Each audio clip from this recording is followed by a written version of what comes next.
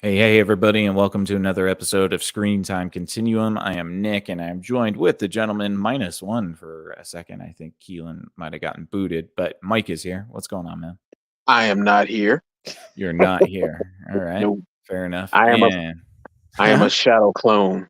you're a shadow. All right. Fair enough. That sounds good. Welcome, clone of Mike, and Keelan's back. What's going on, man? Welcome back, sir. What up? What up? There How y'all you doing up there? Sorry about that. Had some quick drop offs, but I mean, considering it's not the most abnormal thing we're gonna talk about tonight. I thought we were under a cyber attack. That's what I'm saying. Yeah. It's Man. kind of normal considering the movie we watching. Yeah, true. Well, we're hoping that you guys are having a great evening or whenever you're checking this out. Thank you so much. If you enjoy what we do here on this channel, hit that like button, hit that subscribe button, and hit that little notification bell as well. It really mean a lot to us. Tonight, we're going to be talking about the movie that took the weekend by storm, Leave the World Behind on Netflix. I will give you the information now. This just came out a few days ago. It is rated R. It runs at 2 hours and 18 minutes.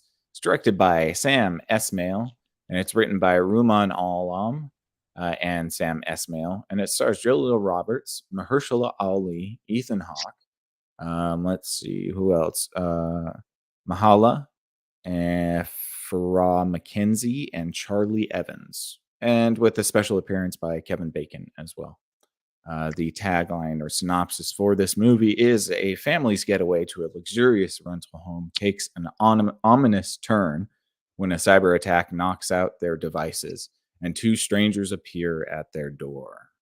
Dun dun dun. But they're not really strangers, though. So I guess. Yeah, that was. I was like, huh? Yeah, pretty quickly aren't strangers. So it's not.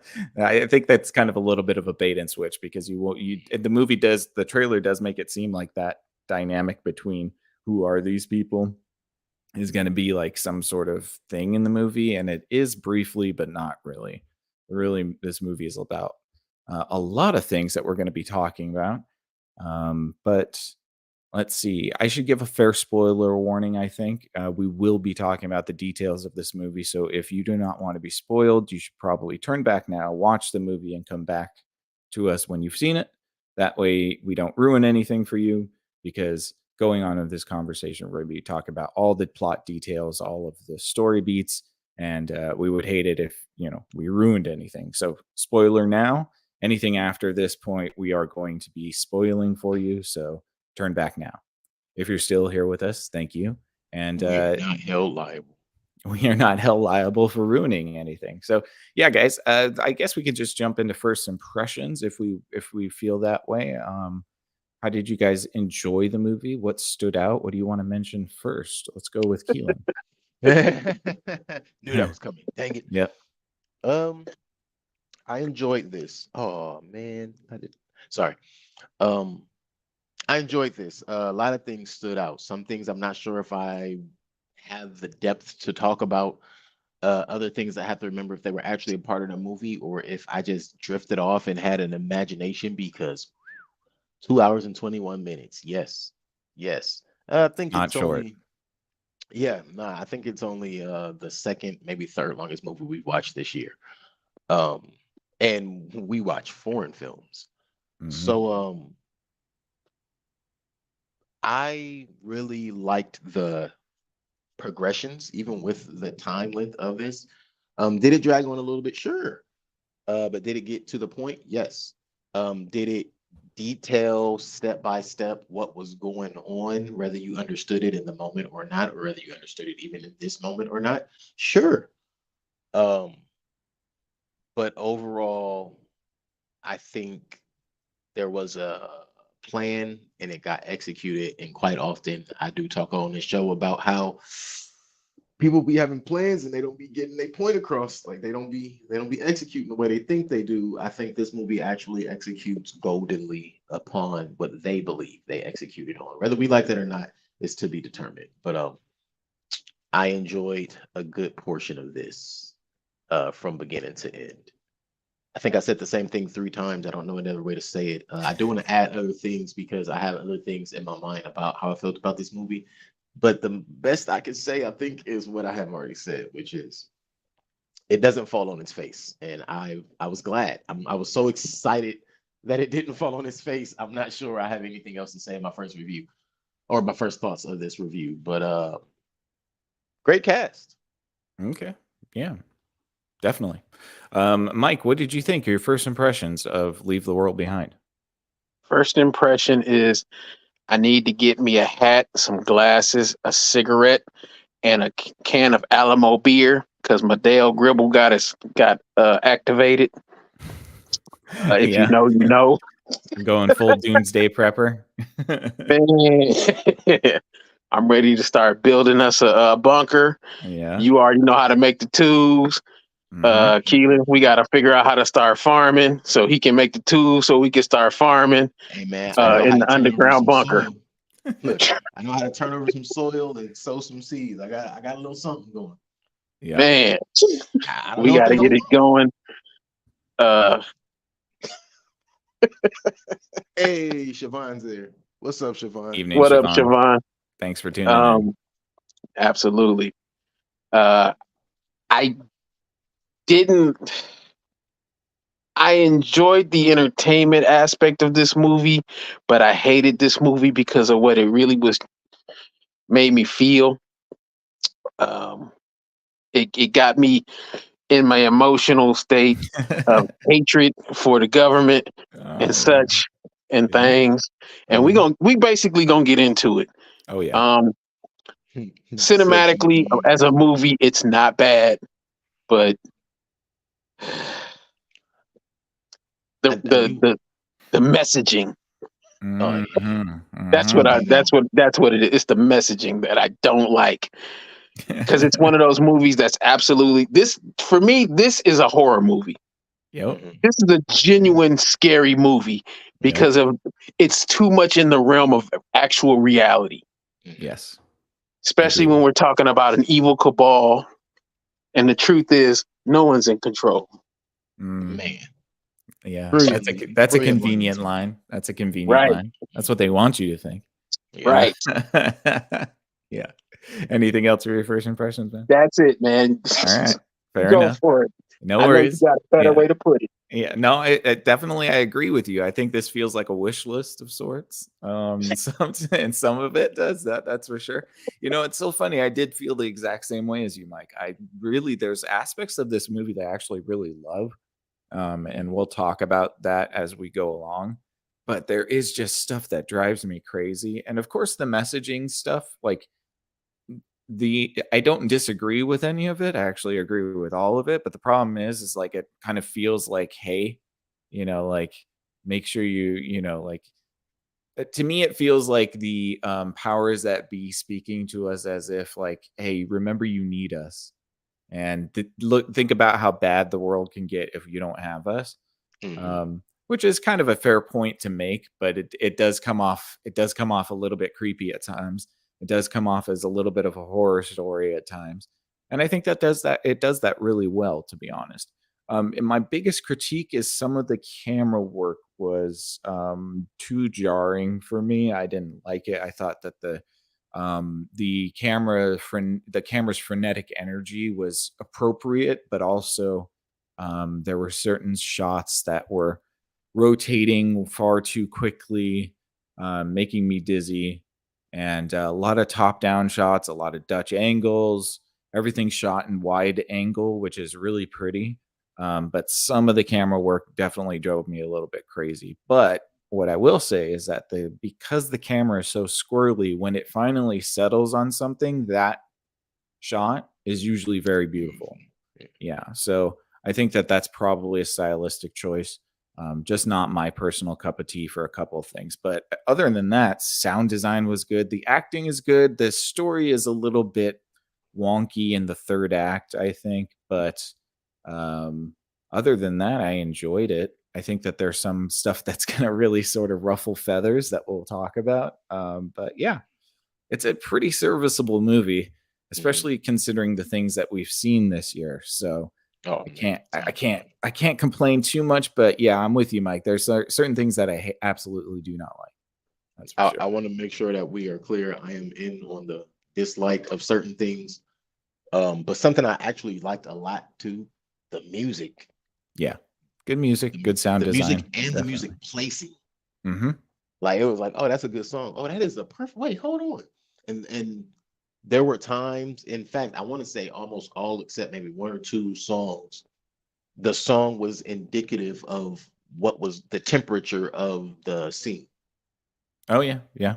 No, definitely appropriate within the storytelling. It definitely helped amplify the mood that the movie is trying to sort of display, which is sort of paranoia mixed with the unknowingness, and then also like this giant grab bag of potpourri conspiracy theories that they just toss Mhm. in. Um, Potpourri. yeah, I mean, like it's just like they touch on almost all the big conspiracy theories in this That's movie. true. And I obviously did they do that on purpose because they're kind of making a point about misinformation and the lack of really, I think it's like their message is the lack of a centralized informational authority will lead people to chaos because they won't know what to believe. I don't think Yeah. that's necessarily wrong. I just think that that's kind of also convenient for the people who run the levers of power. Um, And I yeah. also think, unfortunately for some, what's going to happen because of the people involved in the creation of this, or at least the fruition of this film, um, that's going to ruffle some feathers too, because of a lot of the Yeah, topics that come very up much so. and exactly what we're talking about. Like, hold on, wait, how deep are we going into this? What are we doing? What, who, what? Yeah. Some people would feel like if you've been in the position that they've been in, you shouldn't make certain statements. Yeah. Again, it definitely does feel a little bit like it's sort of condescending, but it does a pretty good job about not trying to make too many moral judgments about stratas of class or anything like that. It does kind of dance that line, but I think it Yeah, toes it in a way vaguely. that's very kind of like, it just tries to tap at it and then like totally shifts course. So I think that I, that's okay. Yeah, I Yeah. would say the way this movie tackled the class situation was very human. Hmm. Yeah. Um, you don't usually feel like you understand both sides in those situations, but when this one came full circle, wholeheartedly, you understood both sides and you almost empathize with both sides. Like, Yeah, all right, I think I that don't like that what you did there, but I get it. right, and I think that the movie definitely does a good job because there is an opportunity to sort of, um, do the same thing that we've seen a million times over, which is like, just be hard lined about, dynamics between class or race or whatever. And I think this movie does a decent enough job about trying to be charitable to all of the characters. Um, and like you said, Keelan, there is nuance there. So Mhm. I think this movie deserves a full walkthrough, Keelan. You might have to do some heavy Oh, lifting for that. all right, But fair enough. you know, I think that there's a lot of details in this that will elicit more conversation and it'll make the podcast a lot richer. So Nice. I will say this with you saying that this movie had so much detail that I intentionally skipped things and still yeah, ended with 5 pages. Um, yeah, yeah, and even after skipping things, I would go backwards in my notes and make sure I had certain things and be like, hold on, wait, I need this part here and I need this part here. So there's even lapel notes. Um, so yes, you were very correct about the details, and that could be one of the reasons. So really quick, I enjoyed the details of this movie, and although there were the ups and downs of how you feel about what happened and when it happened, yada yada yada, I love kind of like what they call like doomsday prepper type movies, but Hmm. from the not from a class separation aspect, but from the higher class aspect. Like, so Right. what rich people do when Right. Right. the world Yeah. goes to shit? Yeah, we know that us huddled masses are going to be at each other's throats, Right, at the local corner store trying to get baked beans. But right. yeah, what are the Richies doing? What are the rich folks doing? Yeah. So we open with They've another already with stocked the shelves. Yeah, they have. right, literally. Mhm. Um, we start off with another day on the beautiful earth. The sun is rising. The sun is coming across the lands, and you see the night lights turning into the plains of the earth. Amanda has planned a family beach day vacation, and her husband wonders, when are we going on this vacation? And he finds out that they're going on a vacation right now, today. He's curious to know why today. And it's just because she realized that she was looking at everybody go through their day that she hates people and the world is shit because, all that glitz and glam is for the birds. Why did she think that? Nobody knows, because at the end of the day, even though, yes, they're going to tell you that Amanda works in the consumer sales department and her job is to get to know you and what you'll buy, not really to get to know you as a person or you emotionally. She's still human and she doesn't want to be treated like that. So at some point, you would think, yeah, I don't know. You can't possibly hate everybody, but we'll get to that later. Um, they leave, they're on their vacation, and they're at the beach. Let's see. Oh yeah, Yeah, yeah, she they're packed at the for beach. everyone. She sporadically packed for everyone before they left. I did think that was important. And yeah, again, her husband, whose name is Clay, her name is Amanda. He just was feeling away, and he wanted to know why today. Part one, that's the part I skipped. Is actually that's why I was lost. So we Mhm. get to part one, and that's what I liked about this movie. It's broken down into parts. Now, the song that's playing is a song called "Misled," and the title of part one is The House. So they get to the house, they unpack. Amanda goes to the store. She sees a guy who's unpacking a truck who is clearly the town survivalist. And he kind of gives her a snide look when she smirks at him, like kind of like smiles, like, lady, you wouldn't speak to me. Don't look my way. Mhm. And they both go on their way. She buys her husband a pack of smokes. They go to the beach. We should probably also say I think they're in Rhode Island. Yeah, so they're not in the Hamptons. They're right outside the Hamptons, but they're still far Yeah, enough away from the city. Rhode right. Island sounds But you just can about right. see, yeah, you can see New York from where they are.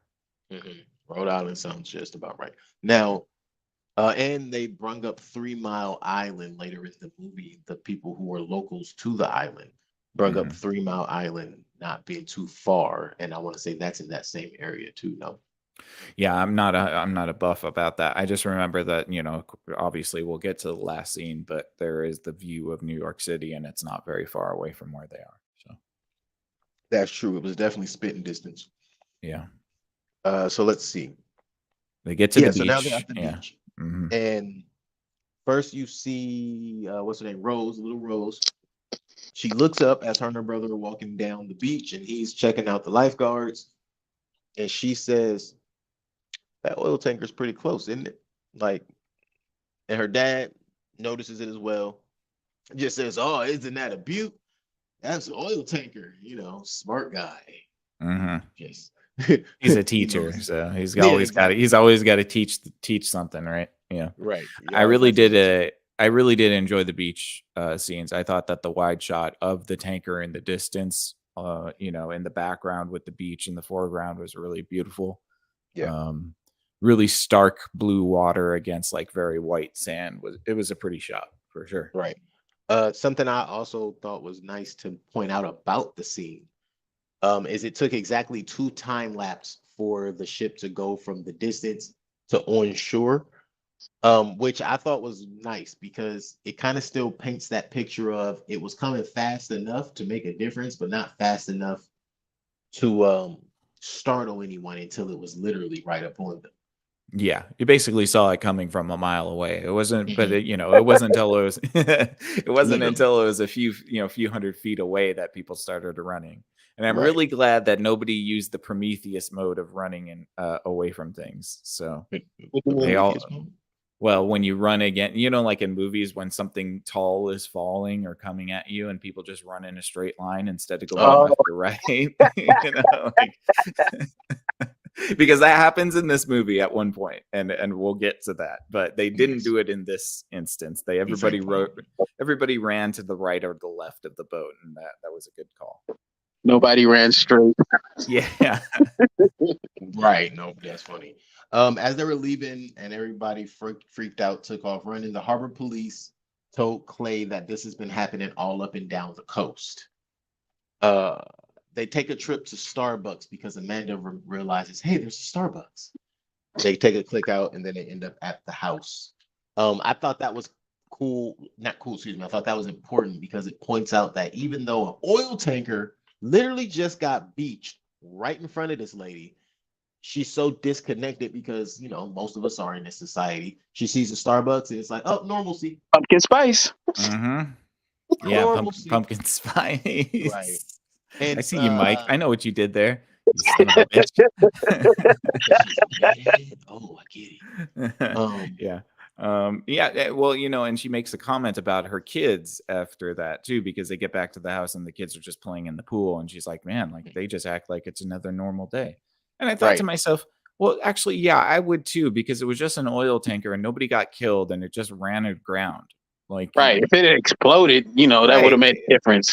Yeah, nobody died. Everybody was fine. Like it's like watching an impact in slow motion. You have enough time to get out of the way. Was the crew dead and blood everywhere, or no blood at all? It was Jurassic Park. Was it the T-Rex from Jurassic Park 2? It was Dracula. Oh, Dracula. I was about to say it was Dracula on board. Yeah. It was this vampire in Brooklyn. Or the T-Rex in Jurassic Park 2, man. Yeah. Okay, wait, really quick, pause. If we had to choose T-Rex in Jurassic Park 2 or Vampire, go. I mean, the T-Rex is funnier. That's for sure. I mean, how did that giant ass T-Rex get into the ship and start killing all those people? Right, Vampire, that's scary. Yeah. Well, actually, both of them are scary. I don't know. Scary. Yeah. They're both scary. Yeah. Oh, yeah. We have another comment here. Baomang says King Kong. Baomang. Yes. What up, Baomang? Thanks for tuning in.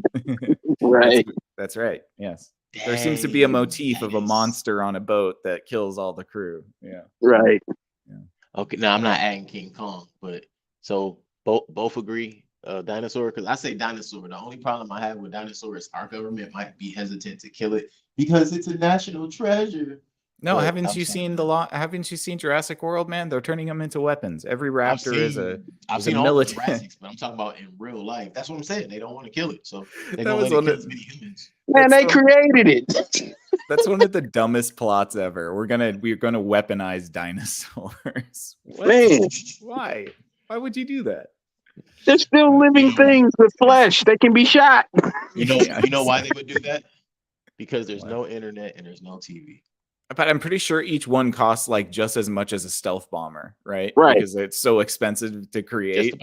Yeah, like so. Yeah, I was saying so. Yeah. Siobhan here again. So, she's got a comment. Siobhan's here. Yeah.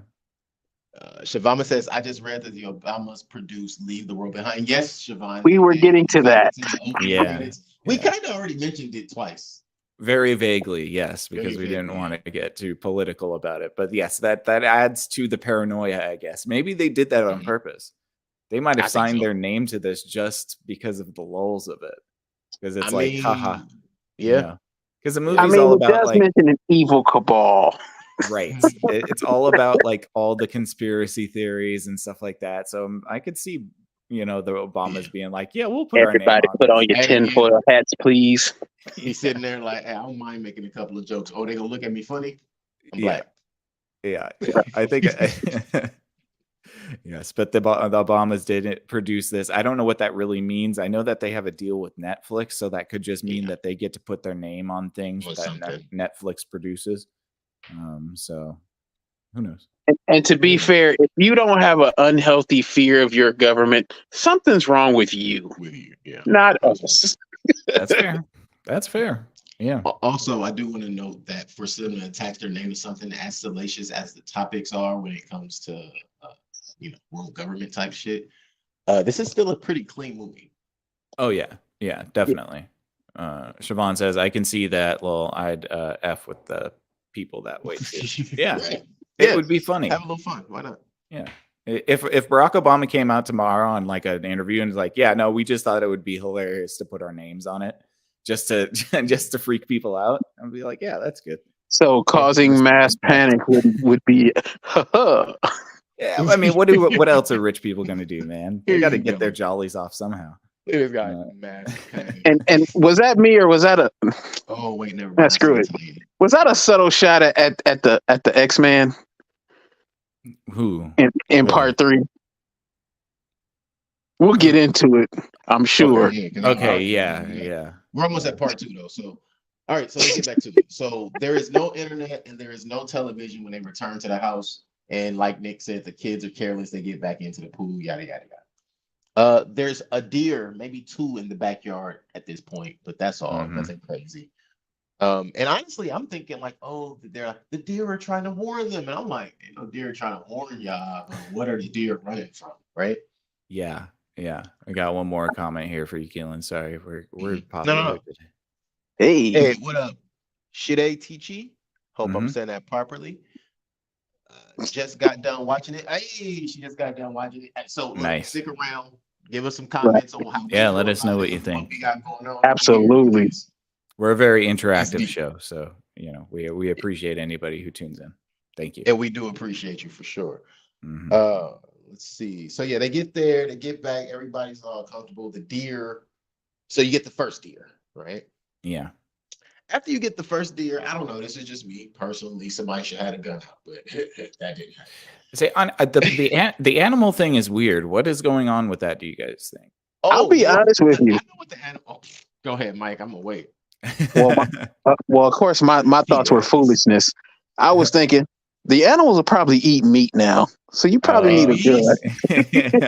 We got you, Balmain. Yes, we are discussing the deer we're right now. there, To Literally, me, right. okay, so this is my hypothesis, and this is the only way I think I can make it make sense, because the animal thing is the one thing that really doesn't fit very well within all the other stuff. Everything else is kind of explainable. What I think happened is that it wasn't a cyber attack per se, but maybe it was like a solar storm or a solar flare that knocked out the electrical grid first, and then I was maybe thinking cyber EMP. attacks. Maybe an EMP, that could be it too. Yeah, if there was a giant EMP burst, some type of electromagnetic interference would cause animals to migrate in big groups. And behave funny. Yeah. Right. My theory is much simpler, but along the same understanding of the electromagnetic interference. Mhm. So I believe a theory. I have a few theories, but this is the one I'm running with the most heavy. My theory is that the deer were turning on the humans because the humans have been killing the deer for a long time. I think there was a movie. The Birds. The Right. birds, yeah. That was Alfred Hitchcock. Hitchcock, right? They were killing the birds. They were killing the birds. Hunting season for birds. And then the birds, I can't remember how it went down, but they all came together to go against the humans. Think about the deer revenge. You know what? The humans are no longer hunting. And we're really quick. And as far as the electromagnetic part, they're not afraid to come near the humans' domains, because what was running them away wasn't us and our presence in our fucking cars and shit. What's running them away is the electromagnetic interference and radiation from our Wi-Fi and shit. Maybe I could take that. Yeah. You know when what? power goes down, that's not there anymore. And now they like, hey. Oh yeah. So now it's their time to attack. So it's not just the Chinese or the Iranians. It's also the deer. We got that far. Screw You know what? I'm gonna be honest with you. I think I'm leaning more towards. Damn racist. I'm leaning more towards what Ayla said. I think it was the trees. Yeah, Ayla says here it was the trees. It was the trees. This man. is the I'm leaning towards the trees. The happening too. The earth itself is tired of us. I think the trees were alive at it for a minute. See, I Bao did. Meng is on my side with this one because he's exactly right. He says, I was thinking the Oh. solar flares because they've been recently in the news. In fact, the largest solar flare we've recorded in like modern history I heard was Right. happening while this movie was released. So I did see where there was a giant Fascinating. hole in the sun, or a dark spot in the sun. Yep. I But it's saw only a that few years though. reported basically. No, not like this. This was huge. Oh, very bigger big. one. Biggest Yes. we've ever recorded. Yeah, Oh, wow. in recorded history. Yeah. So okay, solar flares sounds way more feasible, but still, when they start to migrate, they get together, they get their thought. I still think the reason is because now they feel like they can overpower the humans, and we don't have Wi-Fi shit no more. I think I like the idea that they are congregating more freely around humans because there is no electricity going on is also possible. But I think their migration pattern was caused by like a solar flare. So it can be both at the same time. Because you ever see Right. a wasp or a beehive somewhere, I swear to God, if you have your Wi-Fi anywhere around, your Wi-Fi does not reach that area. Oh, right. Yeah. They stay away from that stuff. They don't. Yeah. Very sensitive to it. Yeah, well, we went through a tangent there. Yeah, Sorry. well, we had to get through the deer. The deer do come back up later Yes. on, but that was the initial approach of the deer, and I think everybody, because the deer do keep coming up, everybody was really curious about the deer. Oh, That's a big thing. It's also worth noting that there's a sort of like an illustrative Easter egg that I found really comical is that what the kids are wearing. So the big Oh, you noticed that too. yeah, the big brother is wearing an Obey shirt and the little sister is wearing a NASA NASA. shirt, and they Yeah. stand right next to each other, so it says Obey NASA. Obey NASA. Haha. Plug, I saw that too. plug. I made I comment also- about that too. Yeah. Also, when we get to the next part, the NASA shirt and satellites kind of, I feel like that means something, and I just wasn't finding the connection. But because NASA runs the world or space or something like that. Well, yeah, they were in charge of a lot of the satellite infrastructure that was created for sure, and so yeah, Wait. the loss of satellite infrastructure could. Is NASA a part of the defensive department? I'm sure they have contracts with the government because they were doing that before SpaceX. SpaceX took a lot of government contracts, but yeah, NASA would have put up the infrastructure for GPS and stuff and satellites. NASA would run the satellite. Oh wait, we ain't at part 2 yet. Damn, I have a whole theory about that too. Look at me jumping around. All right, let's get through this part 1. We still in part 1, and it is going well. So at that same night where they find the deer, or they see the deer in the backyard, hold on, let me pause right there. Bao Meng, what's going on? I appreciate you. He says, it makes you realize that people aren't just out and about in the countryside roads other than traveling through. Yeah, no, for real. So with you saying that, I have driven cross country multiple times. And when I say there is jack shit in the middle of certain states, I'm not going to name the states. I'm not getting into that discussion right now because that's a lot. But you talking about, how you can preload songs into like your Apple or Spotify when you're playing, you're streaming, it's like 3, 4, 5 songs are already preloaded, it just keeps going.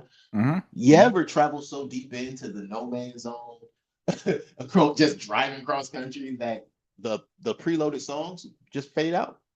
Oh yeah. Freezes. Yeah that shit. No signal land, that's what I call it. No signal. And it's crazy because you might think like, oh, that's in the middle of nowhere. No, I'm talking like right the other side of Las Vegas. Yeah, they have that up near where I go visit my mom, like just an hour away from a pretty big city, not like huge, but a big enough city. But yeah, like on the way there, yeah, I lose service all the time. And in those areas you see the most desolate area, like you're like, yo, like there is nothing for miles that way and miles that way. Like I'm not even stopping. Don't stop your car, don't turn off your car, just keep moving. Yeah. Anyway, quick tangent, but yeah, my point. And the reason you keep moving is because nature gonna take you out before another human will. There's no other humans around. That same night, the owner of the home that Amanda has rented for her family, G.H. Scott, also known as George H. Scott, arrives unannounced because, there's no phones, there's no internet.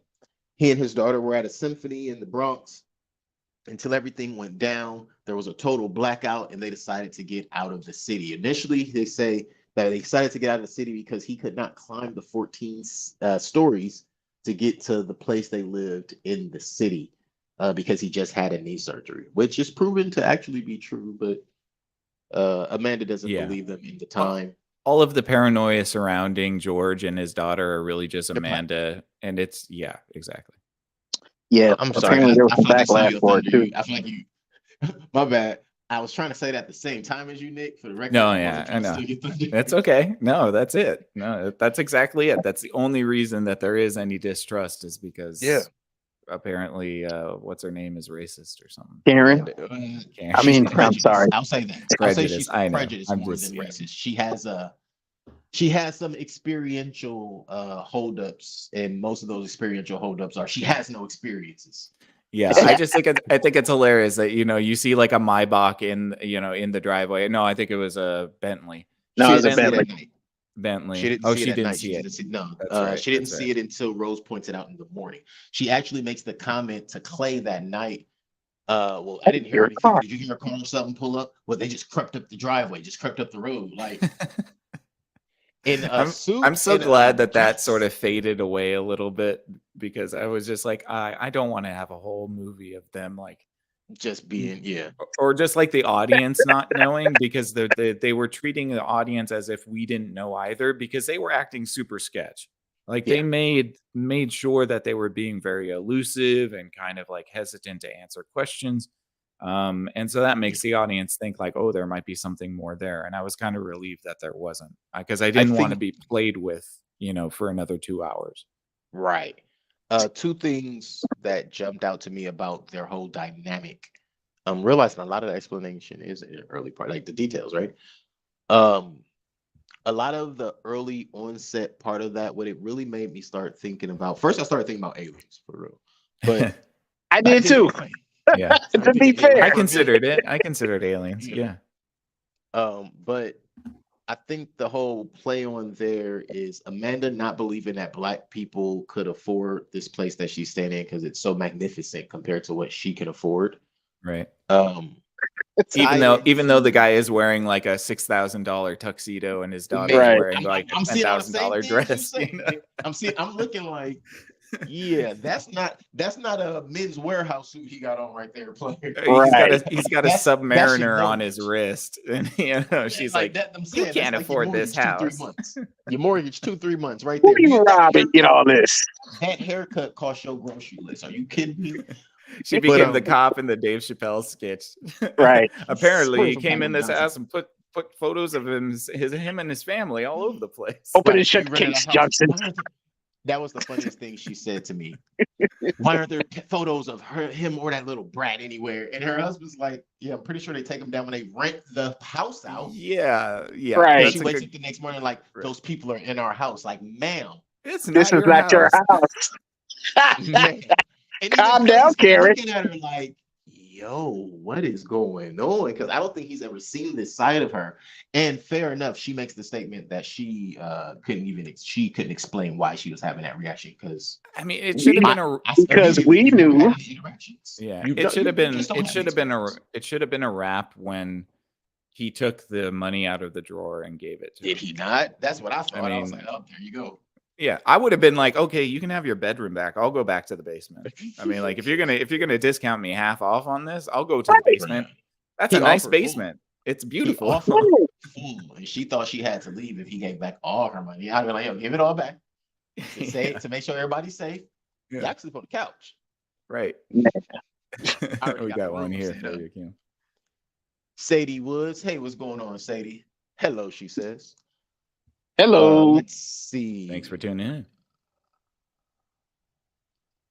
Where were we? Oh, So the next morning after. Boom. Right. No phones, no internet. His daughter Ruth and him stay in the basement during the blackout. Hold on, wait. There were some other things. Yeah, he doesn't trust them. She doesn't trust them. Ruth and Amanda are over each other. Oh, they show on the screen that it's a national emergency. So Ruth turns on the screen and we see that. Now, this is at the point, honestly, where I start thinking it's possible that because she went outside and then that came on. Ruth went outside and then that came on. And I started thinking like, oh, shoot, man. Like you said, Nick, that they made some very sketchy moves to begin with. And that made me immediately start thinking like, oh, maybe they are con artists, But Yeah. That very was unfair intentional. kind of twist. Yeah, of course, it's very unfair of them to do that to us, in my opinion, because when you really start to get into the weeds of what's going on, it's like, this ain't right. You really have them sleeping in the basement of their own home. Yeah, again, after the money was refunded, I would have been like, "Okay, well, we'll go sleep in the basement. It's if that's Mhm. cool with you. Thanks, And appreciate it." I was hoping Yeah. they had like a safe room or a bunker down there. Like, all right, cool, let's go to the basement. Yeah, the panic room. Yeah. Yeah, but no, nothing. And I was waiting for that to come up. Now, panic rooms and bunkers did come up in this movie, just not in this home or in this moment. So they sleep downstairs, and right before everybody goes to sleep, they left the national emergency running, and we see as the audience that the TV clicks and lets you know that it has been a cyber attack Mhm. and America is under attack, and it all cuts out. We get to part 2, which is entitled The Curve, and we see a satellite floating. At first, it looks like it's out of commission, and then all of a sudden, it looks like someone has control of it because it positions itself directly towards the Earth. Rose is upset about the Friends finale. This is when she sees the car in the driveway and asks her mother who that is. She tries to explain to her who the Scotts are, and that ain't really getting through. Why is it so difficult? It's the people that own this house. We obviously don't She- own this house. It's an Airbnb. These people owned Right. it and they got stranded and they needed to Yep. come back to their Simple. house. Simple. But you'd It's have really to not that believe me hard. to say it. It's Yeah. really not that hard. It's Yeah. probably the easiest thing to explain in this entire movie. Yeah, no, it's just silly. It's kind that to me it was a little bit contrived, only just to make Mahershala and his daughter mysterious, as if they could be trying to hoodwink, Karen. the Karen We family, what would her the last name? Karen family. Man, Let's all right. see. So, Amanda sees that she wakes up. She sees there's a bunch of alerts on her phone letting her know what's really going on about the cyber attack and all of that. She tries to show them the clay, but they disappeared. She goes downstairs, talks to Rose because Rose woke her up sitting on her chest, telling her that the TV was out and she can't watch the finale of Friends because Rose is a 13-year-old kid. What does she care about what's going on? And her parents don't want her to know anyway. So with her being in the dark, the only thing she cares about is the little bit of normalcy that she intended on having on this entire vacation, which was watching the finale of Friends. I think that's actually one of the more interesting storylines is how they were able to keep her kind of focused in on that, even with the deer and everything else. Honestly, I thought they were going to go into the whole Friends versus the other thing. Oh, I thought they were going to bring that up. So that scene. that's so our this was- conversation. that They wasn't would be important. stealing from us. They would be stealing from us. And Yeah. that happens a little later when they're sitting by the pool and she sees that Rose's pad that she's watching. That's when I thought it was going to come up too. I Right swear there. I did. I was over here in my seat. Listen, I actually was sitting in this exact seat when I was watching the movie. That's when I sat up. Like, and I said, "Oh, are they gonna talk about it? They're gonna talk about it. This is happening. This is happening. Oh, it's not happening." Right. Hey, Keelan, could you check your microphone? You sound a little bit like you're getting it from the phone and not the headset. Okay, There that you go. sounds better, but I don't know what that was. I'm not sure. I might have. You know what? I might have been so loud that I overpowered the mic. Oh, maybe. Yeah. Yeah, just be careful because yeah. Okay, you sound good now. Yeah, so so she just wants to watch Friends and that's the whole thing. Her only priority is to see the last episode of Friends, which is entitled The Last One, which is obviously foreshadowing for the situation that everybody finds themselves in this movie. So right. And then, also there was a lot of other Easter eggs. I saw something about like the ship named the White Lion and the radio station that we're about to get to in a minute when Clay goes on his drive being 1619, which the 1619 Project, which I believe is a show on Hulu. No, that was an initiative created by It's a the book, isn't New it? York Times. Oh, whoopsie. Nah, it was a project by the New York Times about the I guess, well, I don't know, the authentic version of American history, whatever you take that as Right. you will. I get you. I want to say Yeah. like something with the slave trade and the first, all of Yes. that good. Yeah. Yeah, okay. Mhm, I Can mhm. might I say go ahead I and take loosely my know tinfoil the hat? basis of it. I have to read a little bit more on that. Yeah, Um, there's definitely a lot of Easter eggs to the initiated, which is interesting to me because, like, if you do catch the Easter eggs, like, I don't know, like, they know that that's only for a very small select people who pick up on that type of thing, which is kinda got you. interesting. It almost feels like they are, speaking to a very specific type of person, Mhm. but, what they're trying to say is kinda unknown, unless this whole movie is a big heads up, like the movie talks about I a little mean, bit they say later. Mars Attacks was a heads up. They say Terminator and the Wasn't it Matrix though? was like. Yeah. I do want to actually say that that post I saw earlier, there was another person who broke down some things. I didn't get to read the whole thing, but I wanted to shout them out and I didn't write their name down. So, person whose name I don't remember who took the time to actually also do what we're doing. I didn't get to read all your stuff, but I thought what I did see was pretty cool. Shout out to you. If I remember, I'll put it down in the comments. Um, just things that I'm like the 1619 thing is the only thing I remember, but I at least want to Mhm. acknowledge that that wasn't an original thought of mine. So we get to the curb, we see the satellite, the news alerts on her phone. Rose is pissed off. She basically runs outside and sits on the chair because she can't watch Friends. Trying to make her dad do it, trying to make her mom do it. Nobody's doing it. Nobody could do it. The deer are back outside and she sees them. We see a divided map in the basement as we get the panning of the camera down to Ruth, who's just now waking up before she heads up the stairs. And then we see Ruth head up the stairs and she talks to Amanda. Amanda mentions the alerts to her. It mentioned hackers. Ruth starts talking about power plants. Ruth is very, very, very into power plants, apparently. Um, which makes me wonder what, like, I think she might have been something of a hacker before all of this went down. I mean, maybe that does feel like that was something that was kinda cut out of the movie because she definitely mentions power plants a lot, but Mhm. it doesn't Yeah. seem to be as, I mean, unless it's just a vehicle to explain away some of the more unbelievable things that might be happening, maybe that's what it's for, but, Mhm. yeah, it's never really understood why she's so into power plants. That's for Right. I sure. mean, in that same arc, while she's so into power plants, GH comes down, her dad, or comes up, excuse me. And she brings up the alerts. They get into the same discussion again, not just about the power plants, but he even brings up the whole love you bug, which turned out to be, what did he say, two teenage kids from the Philippines or something like that. Yeah, yeah, it Mhm. was like a big hack job that happened in the 2000s or something like that, that they thought Mhm. was gonna be was some gigantic, coordinated attack by a government, but it just ended up being 2 teenagers.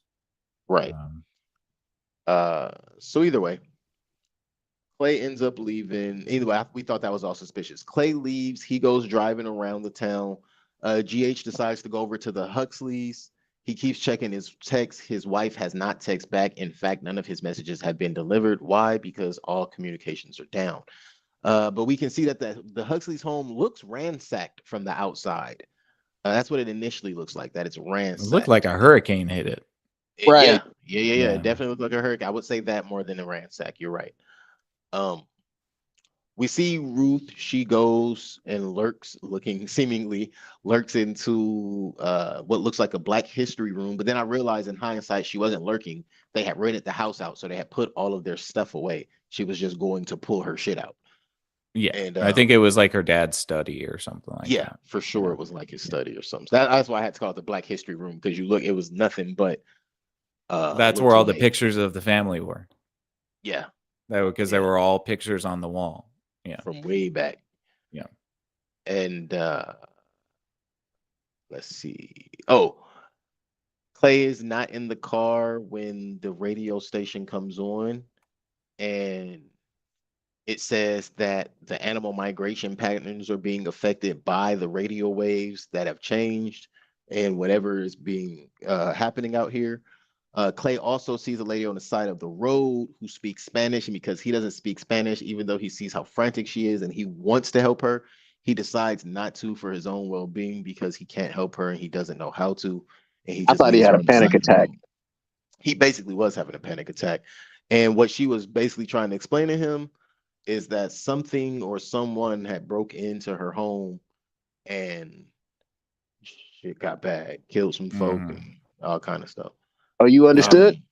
She was speaking so Somewhat. fast, I was only able to pick up a few things, but Yeah, yeah. I might say I think I rewound it twice to try to see how much I could pull out. I don't speak fluent Spanish, but I speak enough to where I got the gist that she was the only one left alive and whatever had happened in her home, and it didn't happen by uh someone who was already in there. I mean, I'm thinking it was the animals. Thinking You think the it was the deer? animals. Maybe not the deer. Could have been a bear. Could have been the flamingos. Could It have was been the flamingos. Hey, flamingos Yeah. are aggressive. Hold on, why you Yeah. being funny? Oh, yeah. Real fine. flamingos are super aggressive. Why you being funny?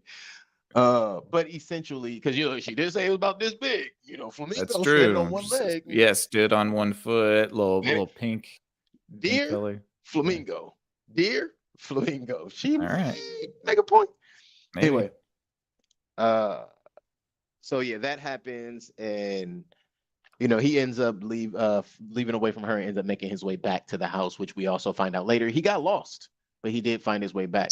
When GH realized he found his way back after the giant cloud of leaflets. Right, he also Leaflet. I forgot about that. He saw a giant cloud of leaflets coming from a drone or something of that nature, and I thought it was he decided nanobots, to dude. take off. I thought it was a I thought so. nanobot attack. I thought so Really. too. Yeah. I I thought so thought it too. You was were not alone. dun dun dun rabies from the sky. Rabies. Nice. Airborne rabies. I like it. Oh, you know what? No, Yeah. Mike's right. First, I thought it was rabies, like on some Resident Evil type stuff, and Right. then I was like, "Are those nanites?" And now then I saw it was like "Are those paper. roses?" Right. Then I was like, "Are those confetti and roses?" And then I was like, "Oh, it's a leaflet." That's how that. Yep. You know what? I'd be scared either way. How about that? Another little plot hole there, because if it was dropped by a drone, how is that drone making contact with whoever's piloting it? Because they're not A working radio off of frequency? American satellite. That They took over the that satellites and they just cut America off. well, if it's a cyber attack, they control the access. So if it's an EMP, everything's already fried. So if they got stuff that's not fried, it would still work. I guess, That's true too. That's fair. Yep. That works. That works for me. But the next scene is the best scene for sure. Yeah, when GH finds the satellite phone and that doesn't work. Or do you mean when he finds the watch before on that. the beach? Yeah. Oh, okay. I might say, or are you talking about when the kids find the shed? Because nothing happens the first time the kids find the shed. Nothing. Yeah. But yeah, he finds a sat phone that doesn't work, even though he has a clear view of the sky, which means I think that leans towards what Mike is saying, an EMP, because that phone is clearly fried, even though it shows it's working. It's not connecting to anything. That's hard because if an EMP hit it, it wouldn't turn on at all. Right. It wouldn't show any kind of signs of life. No, yeah. It would if be an EMP hit it, it wouldn't. You're right. Yeah. Right. It would be fried, essentially, like we said. So GH sees a bunch of birds flying around and he goes around behind the house, and what he sees is, a bunch of debris and stuff everywhere. He ends up seeing a very nice watch from a distance, and he's so confused by it that he kind of creeps up on it and he goes to pick it up. And what he actually picks up is a severed arm. I took issue with this scene. Why? Really? Why so? Because he picks up a watch attached to an arm and then looks up and then there's bodies everywhere. Yeah. You mean when you walking up to the watch, you didn't see any of that? Oh, yeah. And a giant plane that was already right. That was really for the audience, and it was for that down up spinning top down shot that culminated in the right side up shot outside at the plane coming in. There's a lot of again, the cameraman is on drugs, I think, but I mean, there's a certain level of genius in that madness. You said there was a lot of swirling, as if we were watching Fear and Loathing. Lots of swirling, lots of top-down views, lots of Dutch angles. Yeah, Yeah. I was curious if they were using a drone or a crane. Like, Probably drone work, and then probably a lot of crane work for the pullback of the shot while he's running away. good point. Definitely, yeah, definitely crane work there. Probably, yeah, you're right. It Yeah. would be a mix of both depending on the shot. hmm Let's see. Yeah, so he finds a crashed plane. Bunch of dead, no survivors. I'm about to say a bunch of survivors, a bunch of dead folk, stuff everywhere. He looks up and there is a plane flying right down towards him, and he tries to outrun it. And he went to the Prometheus school of running away from things, because he runs in a straight line away from that. Straight into the house. I'm outrunning this thing that's already falling at about 600 to 700 miles per hour. I mean, is Should have Mahershala ran Ali left and trying? right. That to me felt very much like a James Bond scene. So maybe Mahershala he is trying to wanted take a swing at the. They wouldn't give him Blade. I know, right? No, he's They got wouldn't give Blade. They just won't let it happen. Does he though? I mean, yeah, because they should have just went with Wesley Snipes, but I'm standing 10 toes on that. And he's gonna move right along. That's part of what's standing in his way. But anyway, we'll get to that. Sorry, that's a whole nother Or conversation. give it to Michael Jai White. He's a great actor. We got one more here from Bao. He's got to bounce. Ooh. Bao Wong says, "I can't stay much longer. Getting tired. The sudden shock and awe, I think, is just emphasizing that we don't realize tragedy until it's in our face. The son losing his teeth could be a metaphor of our sons lost at war, lost to war, and maybe a bit of a stretch, our veterans. Daughter losing mobile devices only to later utilize older technology to continue life as she knows it with us. Heads up, spotlight on Buffy the Vampire Slayer." That's true. They did linger on Yep. that. It was 90s. Yeah. All of it. Yeah, it was definitely 90s. And I think that was to kind of hint at that was a simpler time where things weren't as complex and people really weren't as concerned about the larger structure of the world. They were just concerned about home, and people were nicer, maybe. Well, it's also a meme in our generation that the 90s were the best era and all of that stuff. So it's playing on 80s. that meme. No, I mean, our era. I definitely like the 90s. The 90s were better for sure. Shout out Bao Meng. We really appreciate you for commenting. Yeah, appreciate you hanging out. Absolutely. We appreciate it. And thank you so much for stopping in. Yeah. Enjoy the rest of your evening. I know you probably got a split stuff. Thank you. Definitely. Let's see. We are boom. The plane scene. Roof's discussion. Yeah. Hold on. We got to actually give this plane scene a little bit of credit here. That's like one of the best scenes in the movie. It is. Was it's a great shot. Yes, No, it's a really good fantastic. Are you shot. kidding It's me? a very good shot. Yeah. Not fantastic. Fantastic. Yeah. I really love the use of the wide angle lens. The pullback as he's running and the plane is coming in is great. And then the camera pulls past the house. So it's just the facade of the house that's actually there. But he runs into the house. And then I kind of had an issue with him bracing himself at the door, because I was like, well, unless you deadbolted that thing, you're going flying. Thank you. It wasn't just me. No. If it was shattering all those windows and stuff, you were going to be if he deadbolted it, it's busting that door out. Yeah. Definitely seemed that. Sure. Yeah. Because you got to think, even that metal that's bolted in is still bolted into wood. It's going to splinter and shatter, and then you got, giant stakes in your back. Right. That door is surfing on his back. Mm-hmm. He coming back injured, if nothing else. I'm sorry.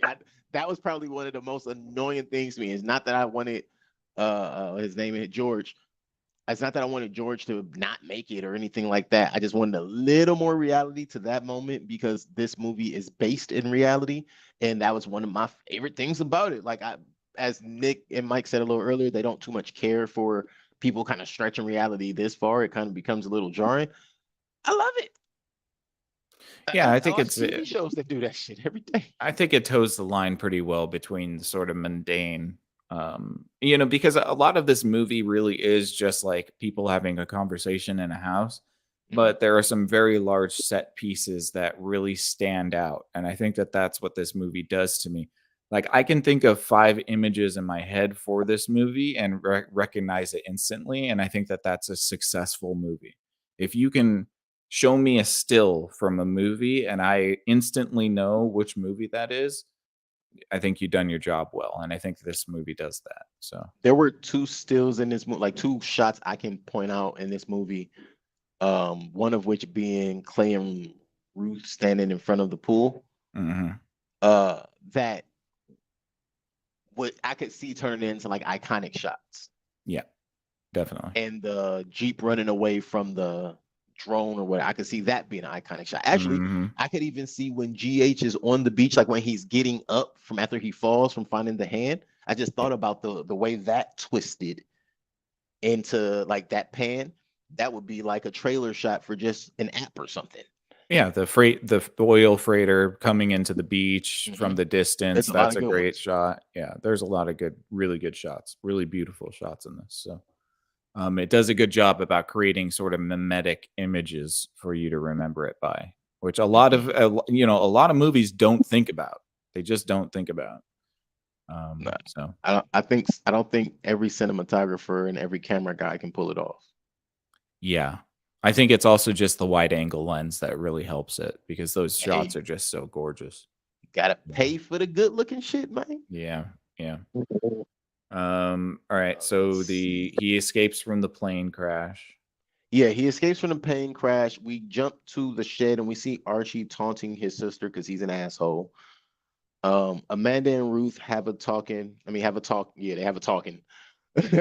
This is when we think that they're gonna have that friends talk, but no,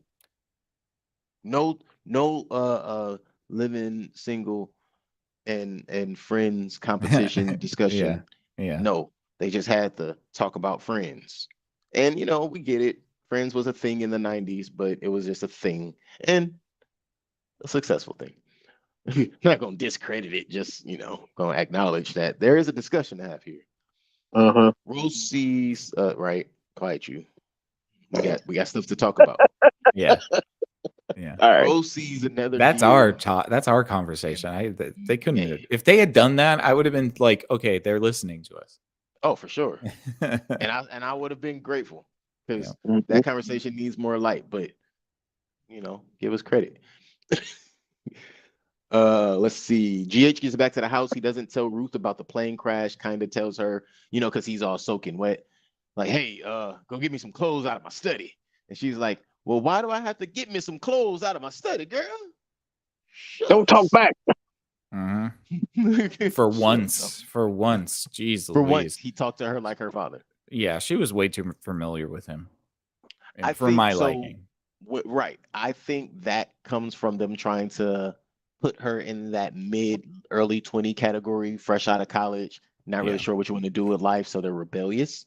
Mhm. My biggest issue with that is most kids in this position, with an affluent situation, yada yada yada yada, they wouldn't even be home. That's true. So you're either gonna Yeah. make her the kid who's actually trying to do things with the family and actually has respect for her family, or you're gonna make her the asshole who doesn't, and which means we should have gotten a phone call when shit got bad, and oh wait, the phones are down. So Yeah. we just get a story about her, and maybe the mom would have been in it, but because we got her, I feel like that was unnecessary the way she was acting towards her father. The brother also gets bitten. Yeah, I forgot about that. He got bit by a Mhm. bug. I didn't forget because I thought that was the cause of what happened later. Well, I think that it is. Okay, Well, because Well, it's definitely a reference to the Lone Star tick, which is that new Mhm. tick that just emerged out of nowhere that conveniently, where if you get bitten by it, you become allergic to red meat.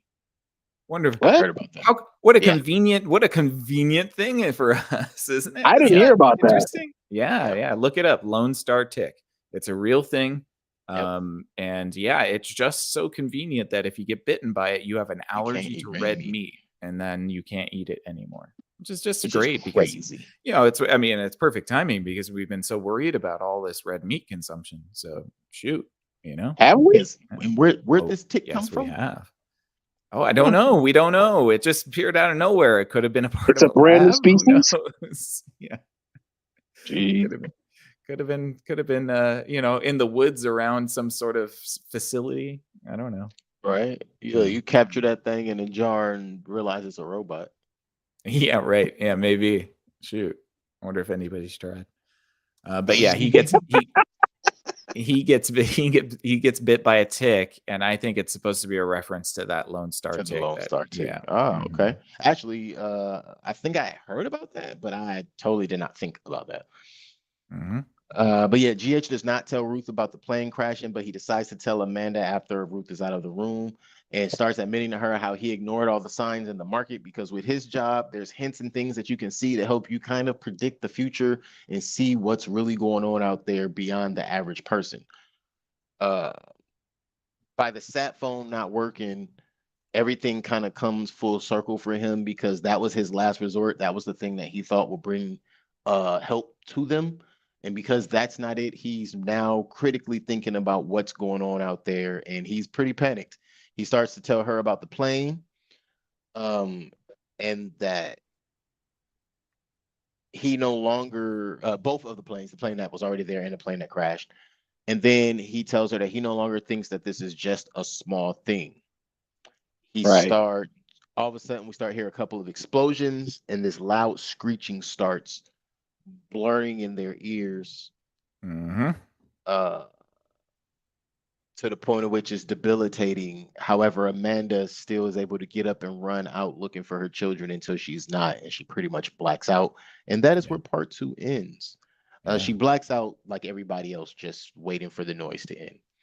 That's a Part reference to the Havana syndrome, another real thing that yeah, happened in Cuba. A yeah, which is rash of referenced later. yeah, a rash of Isn't that what- sonic attacks happened in Cuba, just like over the yeah, past. that's referenced in the movie later.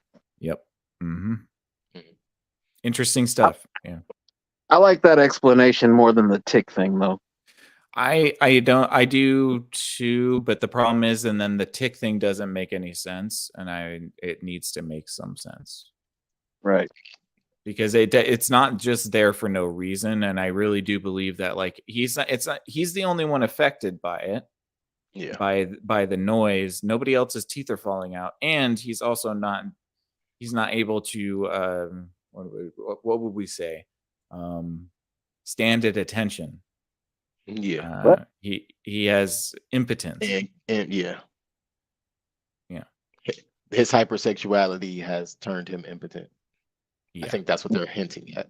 Is that a thing that I missed?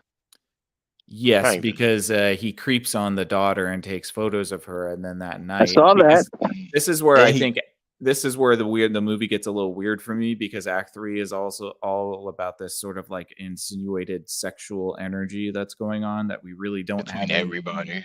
between everybody, that we really don't have any evidence of prior. Mhm. But yes, he is trying to satisfy himself while looking at the pictures, and he can't do it. I think the other hint there is not on that he is also a hypersexual teenager, but also the lack of technology. Kids nowadays have cell phone access to pornography. And with him not having that fingertip access, pause. No pun intended. That's crazy. Anyway, You did it. with him not having that type of access to that type of those materials, it's just not the same. The stimulation isn't there. I thought that was actually a very interesting style choice there. Like, who the hell decides to talk about the influence of masturbation or hypersexuality or the internet and how all of those things collide? Nobody really. Like, that's usually not a topic.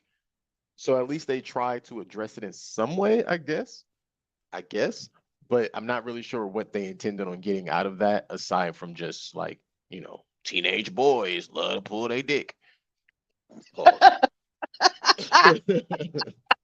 But that's all I got. Like, I really feel like, okay, what else was your point? Because they didn't.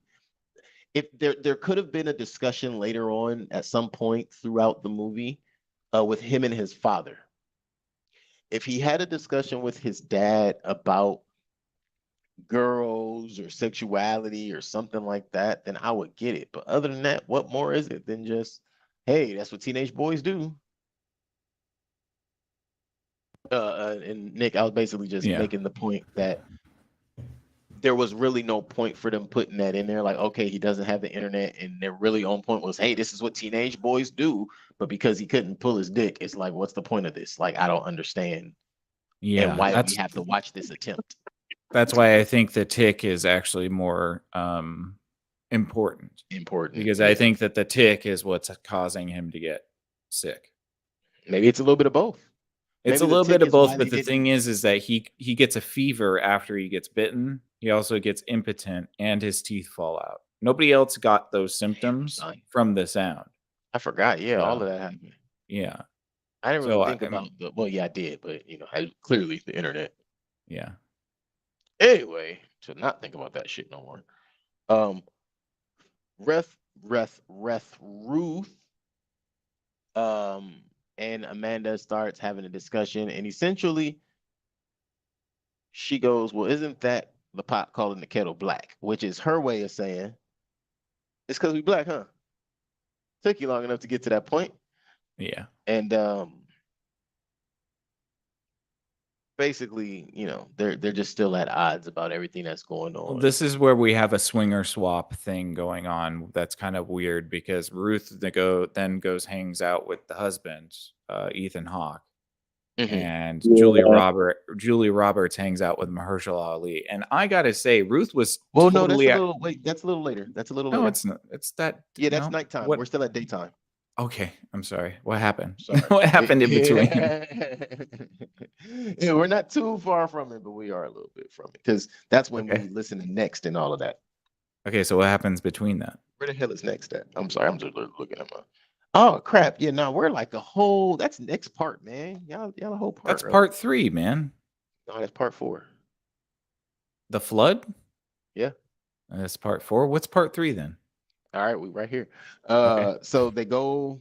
The guy in town. We find out they're discussing the guy in town. So we find out his name is Danny, and he's a local survivalist. Amanda and Clay leave with the kids, and GH is begging them not to leave, begging them to stay. And Ruth is more worried about her mama, who, GH hasn't gotten the moxie or the balls yet to kind of sit her down and say maybe mom's not going to make it home.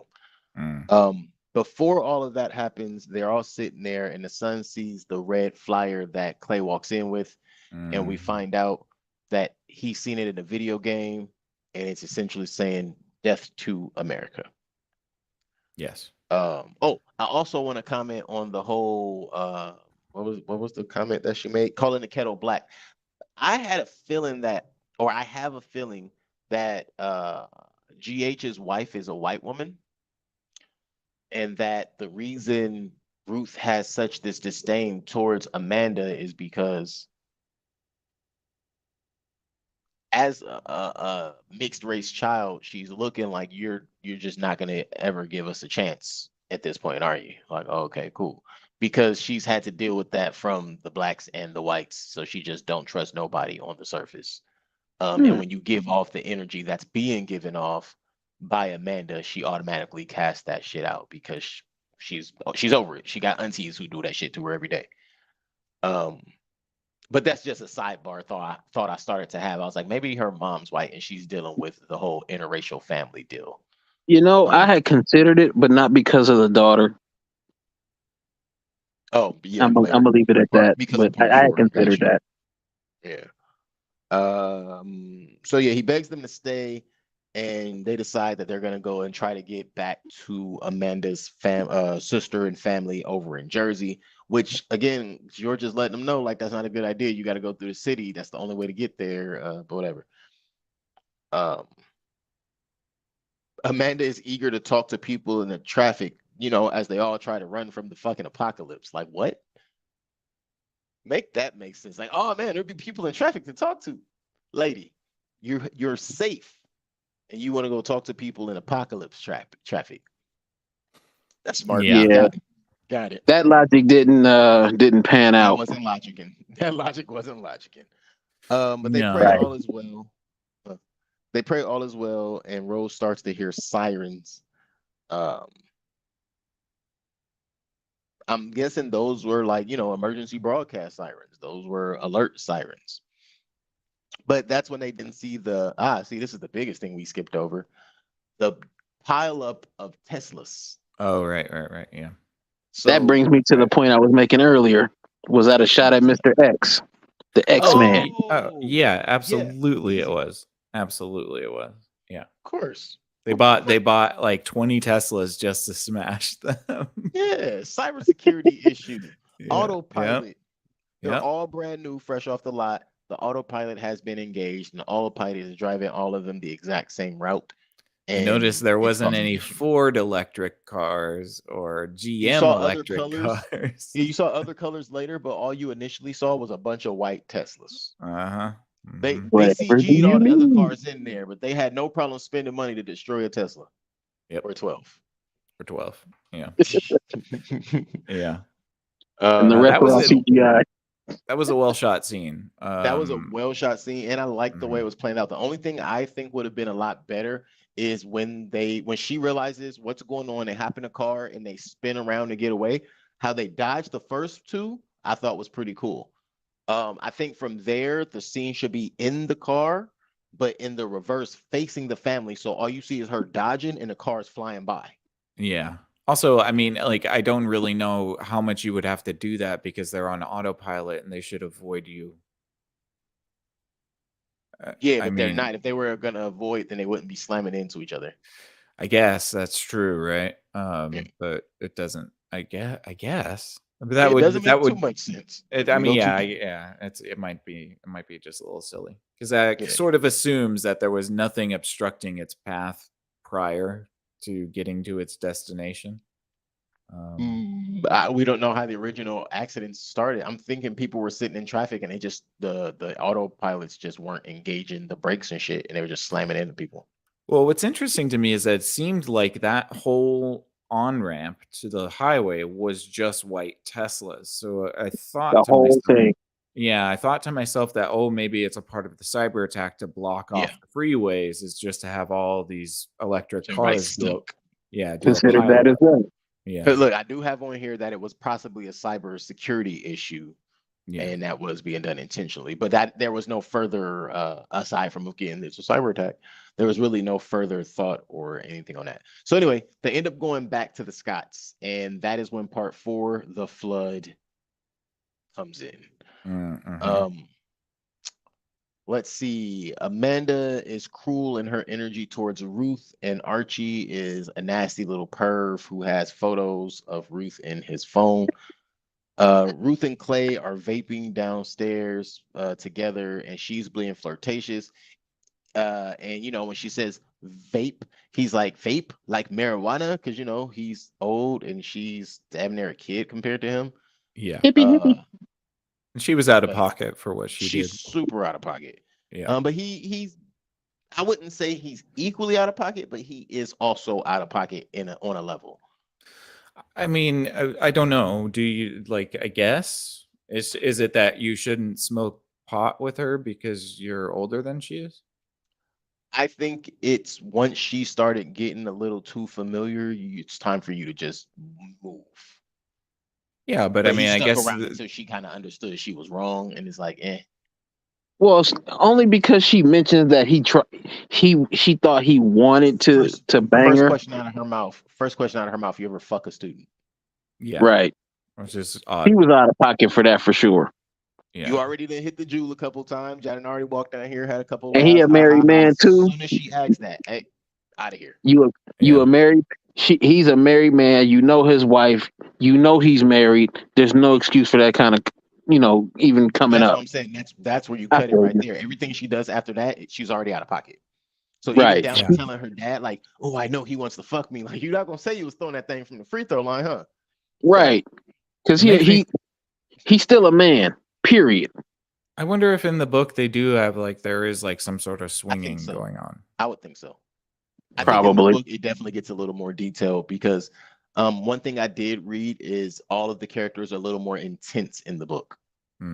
Yeah. Yeah, because it just came off to me, this whole segment of the movie came off to me as sort of odd But I thought about it a little bit more, and if I wanted to give it enough like benefit of doubt, it's them becoming a family, which Yes, is I kind would of think so. weird. But like that is what's happening is that Yeah, they're becoming a family because What does and Clay get pushed out slowly? and this easily happens over about a week, not just a no, day or because two. like Clay gets along with Mahershala Ali already, George already. Like he Yeah, had they no boys. problems. They're fine with each other, and it was like he gets along with the daughter now, and now the wife and George are getting along with each other. So it's like to Yeah, she me, not racist no more. yeah, and the emphasis seemed to me that like at the end of this movie, they've decided that they have to stick together, and now they're stuck with each other, sort of thing. Hmm. Well, yeah, I Is don't that know when the about chest that. beating starts? We will. Me want woman. Look, that's the last movie we were on. But let's see. Yeah, she flirts. She's out of pocket. Um, GH and Amanda sit. They have a couple of drinks. She tries to be apologetic by making a joke on how poorly she's been treating him this entire time, realizing that she's been too harsh. He accepts and they move forward. And yeah, there's more deer in the backyard, but we move on from that because we're drinking and nobody sees them. But I enjoyed the discussion they were having. I did. Um, he explained to her, who he is and what he's into. Explained to her that he's most afraid of people who have this inability to learn from what's going on around them and move forward. Um, and then she asked him why they really came to the house, and he does tell her. He tells her that he has a client. That client works for the Pentagon. That client is the kind of guy to joke about being a part of an evil cabal. And they go through this whole spiel about how the client used to always joke when they be done, and they joke with the client. Everybody does it about how he's going to go meet with his evil group that's trying to take over the world. But this one particular time where his client calls him, which is normal for him to call him out of nowhere. He calls him right before the symphony, in fact. And he kind of tells him he wants to move around a bunch of his money. In that moment, okay, cool, we'll do that, yada, yada, yada. I think he said it And was like $80 billion. I don't think he gave an amount. I thought he said like 80 something, but maybe not. Maybe not. I didn't catch that. But Yeah, I didn't catch an amount. what does happen is he mentions that he tries to make a joke. So Amanda tried to get up in the middle of the story, not realizing it wasn't over. He grabs her by the arm, pulls her back down. And he said, he calls me right before the symphony randomly and tells me want to Which move is some out money. of This is what pocket. normally happened. No, he said it wasn't, in fact. I thought he said it was out of The pocket that amount was out of pocket. No, I thought he said that him calling him randomly was out of pocket because he's very regimented in scheduling. No, it was the moving of large sums of money. Like it was an unusually large sum of money he moved. Yeah, he said it was normal for him to just call him out of the blue, but it was the amount that was not normal. And so, good catch there. Mm-hmm. As that happens, he's making a joke as they're getting off the phone again about, oh, hey, what you headed off to do? You going to hang out with your evil cabal? And he says the guy doesn't laugh, and this guy laughs at everything, even the worst of jokes. And he says, take care of yourself, almost as if he felt sorry for him. Now, I think this is the part of the movie where you realize that even those who we believe are in the 1% are not a part of the Moving to Mars crew. Nobody's a part of the Moving to Mars crew. Well, according to this movie, which I'm not necessarily I mean, this feels a little bit like a cop out to me, where it's like, oh yeah, his line is like, there is no evil cabal or controlling one group controlling everything. That's a lazy nobody in control. That's a lazy explanation. The real truth is that there's nobody in control, and that the best thing the people in power can hope for is a heads up. Yeah, sure. And isn't that where they make the kind of the statement where nobody's in control, and that's the real. I think that's the pros that will never be at war. Is just going to be a fall of society, and that's crazy. Right. Yeah, it's nobody's fault. It's nobody's Right. fault. Exactly. Right. It's It just definitely sort of happened. it right, just it's definitely happens. somebody's And fault. yeah. Right. Exactly. We didn't Or it could antagonize be anybody to somebody's press fault. their red button. Yeah. Right. Let's see. Committee. So he doesn't laugh, and he's kind of off the radar now. Let's see. And they have their old folk dance. Right. She is terrible. They dance to Next. Oh, wait. No. Clay tells Ruth about the Spanish lady and the oil tanker. Because they're just talking and he's kind of just opening up. And this is before she gets all weird with him. But GH and Amanda decide to dance. They go downstairs and dance the next because after he told her that story, she's like, I don't like you anymore. And he's like, come with me. I'm going to change your mind. And I'm like, hold on now, player. Right. Be careful. Wait a minute. What is going Clay on? might be a cuck, but he's right over there. I'm gonna win you over. I'm make you like me again. I'm like, black man. We all Brother. know Chill that out, is man. not a good vibe you running with right there. Yeah. But I mean, he was out there messing around with his daughter, so fair. They dance in the next. They embrace a little bit. He thinks about his wife. He starts talking about how he thinks that she might be dead and she might not be coming back. And this is when we realize in the movie that GH and Amanda are drunk, which they even say, we're drunk. You're married. I'm married. I'm married. You married. And I'm like, y'all nasty. And this is not the time for this. What are we doing? This is not only not the time for this. This is not hey, even Nick, the movie for this. But isn't it the right time? I don't know. Isn't it though? I don't know what the I fuck mean, is. only one of us has a spouse that's around and available. I guess. Yeah. Right. My bad. Yo. Oh. That's what's going on out here in these streets. Hey man, these streets is savage. It's ruthless out here. Yeah, that's nuts. So let's see. Rose ends up telling the allegory of the man by the river, the story of waiting for help, and she decides she ain't waiting for no more help. She gonna get up and get it for herself. It's the only way we getting out of here. Ruth. I thought that was going to mean something more than what it actually means. I thought it was going to mean exactly what it meant. That she was just going to go find a way to watch Friends. Yeah. Yep. She's 13. What else is the world to her? I don't know. I just, she used this profound like proverb that's like really old, and then her conclusion is, I'm going to go break into this house because I know that they have a Friends DVD there. And eat cereal. I know she didn't. I know she doesn't know, but there's no reason for her to be compelled to break into somebody's house. Because she has bad parents and she's unruly. I guess. I mean, I guess. I mean, it is 2023. Yeah. It really doesn't make any sense that she would be allowed to break into somebody's house. Like, what if that person? Allowed? Well, okay, but what if the person had a gun? That's the thing. It's like, why would? Okay. Anyways. Who's going to shoot a 13-year-old girl when they can see her clearly? Anybody in the apocalypse. I mean, I would. I'm just saying. But normal, polite people. She could be a zombie girl. We don't know. Agreed. Killer. Be a zombie girl. I'm gonna say I'm not arguing with nothing y'all talking about. I'm right here with you. Go ahead, keep going. I'm piggybacking. I mean, she just that kind of pissed me off a little bit. Like she dumb lucks her way into that situation. Well, you know what that means, huh? What's that over your shoulder again? Oh, well, that's rabies. I forgot. No, it's the other one this time. Yeah, I didn't change it.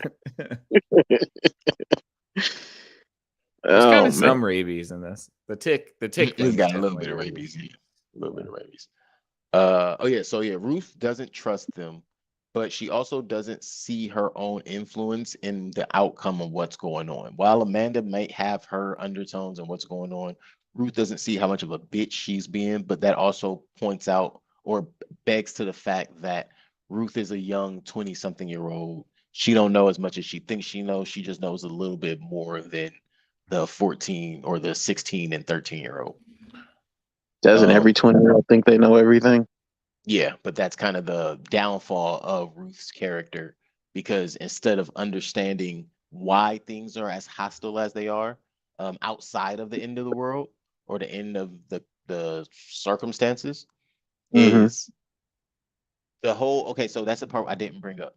The whole way we do things now, when you're purchasing goods, when you're renting places, things like that, you don't know who you're working with. You don't know who you're doing business with. You don't know who owns these places. What you do know is you paid a certain amount and you got a receipt for it. So Hmm.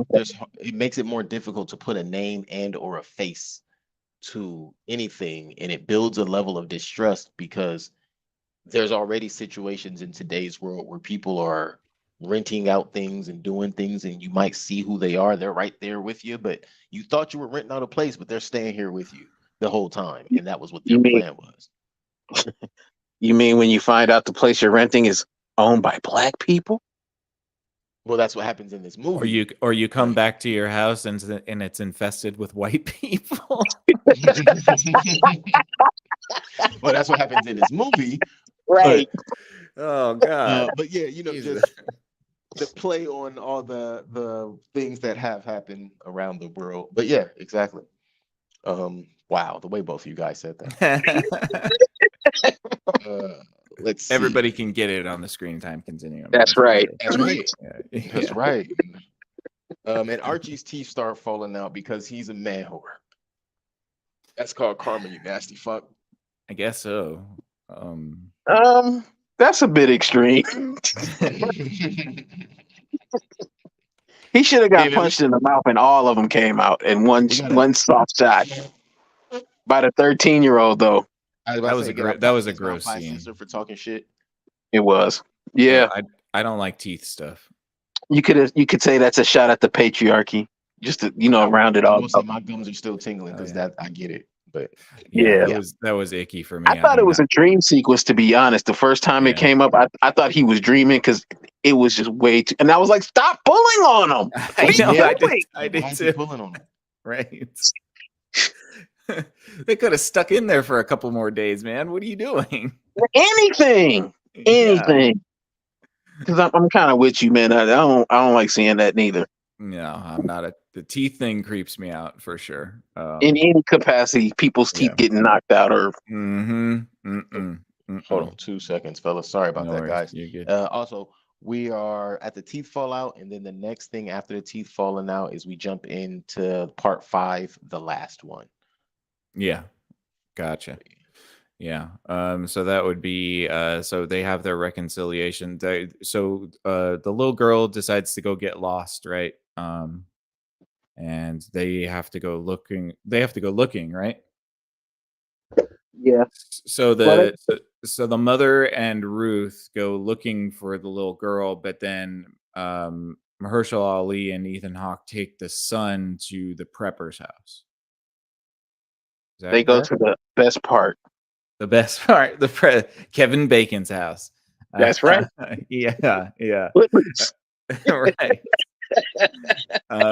So these two scenes kind of run in parallel, so they kind of jump between both scenes. You have the lookout party they're looking for the little girl, and they're in the woods over by the shed, and Ethan Hawke and Mahershala Ali drive over to the contractor's house, who talks to his oh shoot, I think I lost Mike for some reason. Well, I can continue on going. So they go to the okay, Keelan, you're back, but Mike just dropped out.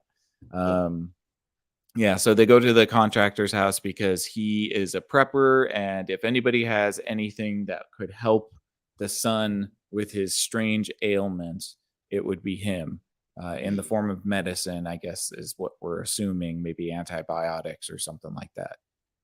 That's exactly what they're going there for. Yeah, so they make make that works for that. No, it definitely doesn't. I thought maybe he had some anti-radiation pills. Right. He didn't know what else to do. He's doing I think that goes to what part of that discussion that ends up happening between them, Danny, GH, and Clay. When he's like, he's in this situation, he's a helpless man. He's not prepared. He's doing the best he can for his. Yeah. And then this movie violates a rule of cinema, which I find is kind of interesting. Chekhov's gun. So They do not fire the gun in this movie, Yeah, which is interesting. But it's shown in the first act, and usually by the last act, you fire the it's gun. fired. Yeah. But they went a different route. There is a standoff with the gun because the prepper guy, Kevin Bacon, wants them to leave. He's not interested in helping. He's got his own kid. He's trying to survive. And if he starts acting soft now, he's just going to get overrun by people asking for help. Which I get that. I get that mentality. Right, But because I'd have been shot and it'd have been done. right, yeah.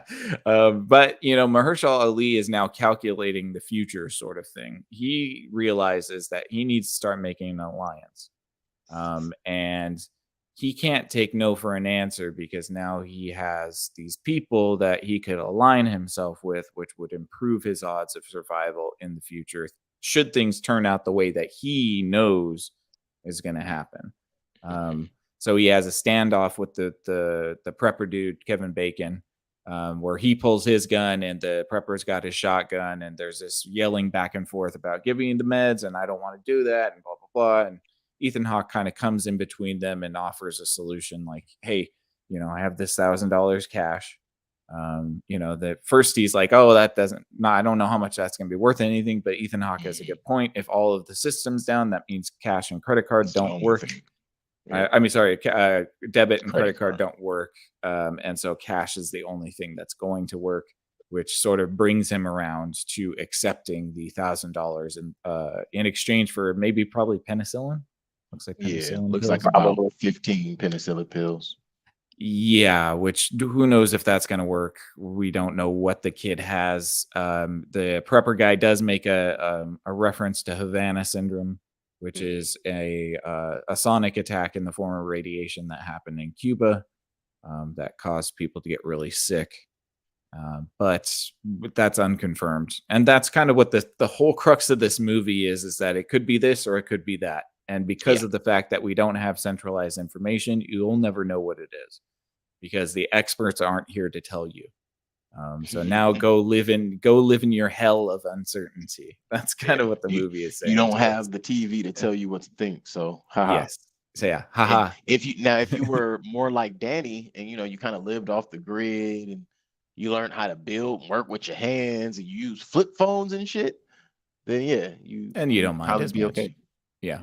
But if you got a basement full of vinyl, you probably ain't gonna work. Yeah, probably not. Meanwhile, all this is happening. The girls, Ruth and Amanda, are looking for the daughter, and she's gone missing. Right. And they're over by the shed in the forest. Mm-hmm. They have this conversation about like how Amanda doesn't want to be awful. She doesn't want to hate people, but she does. And they have this kind of nice moment where they finally sort of come to an understanding about each other, sort of tentatively, or Amanda sort of atones for her attitude and, tries to make amends with Ruth. And then a loud noise happens and they get startled and they realize that they're being surrounded by a herd of deer. And when that comes out.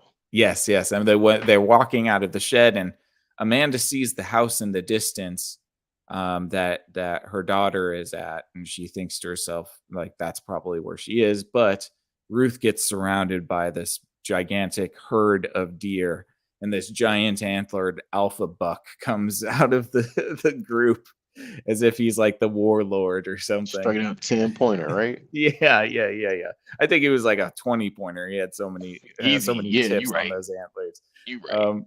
Yeah, but he's like some crazy mutant alpha deer. And they start sort of like, it looks like what Keelan said is right. Like they want to kill people. So they look like they want to kill Ruth.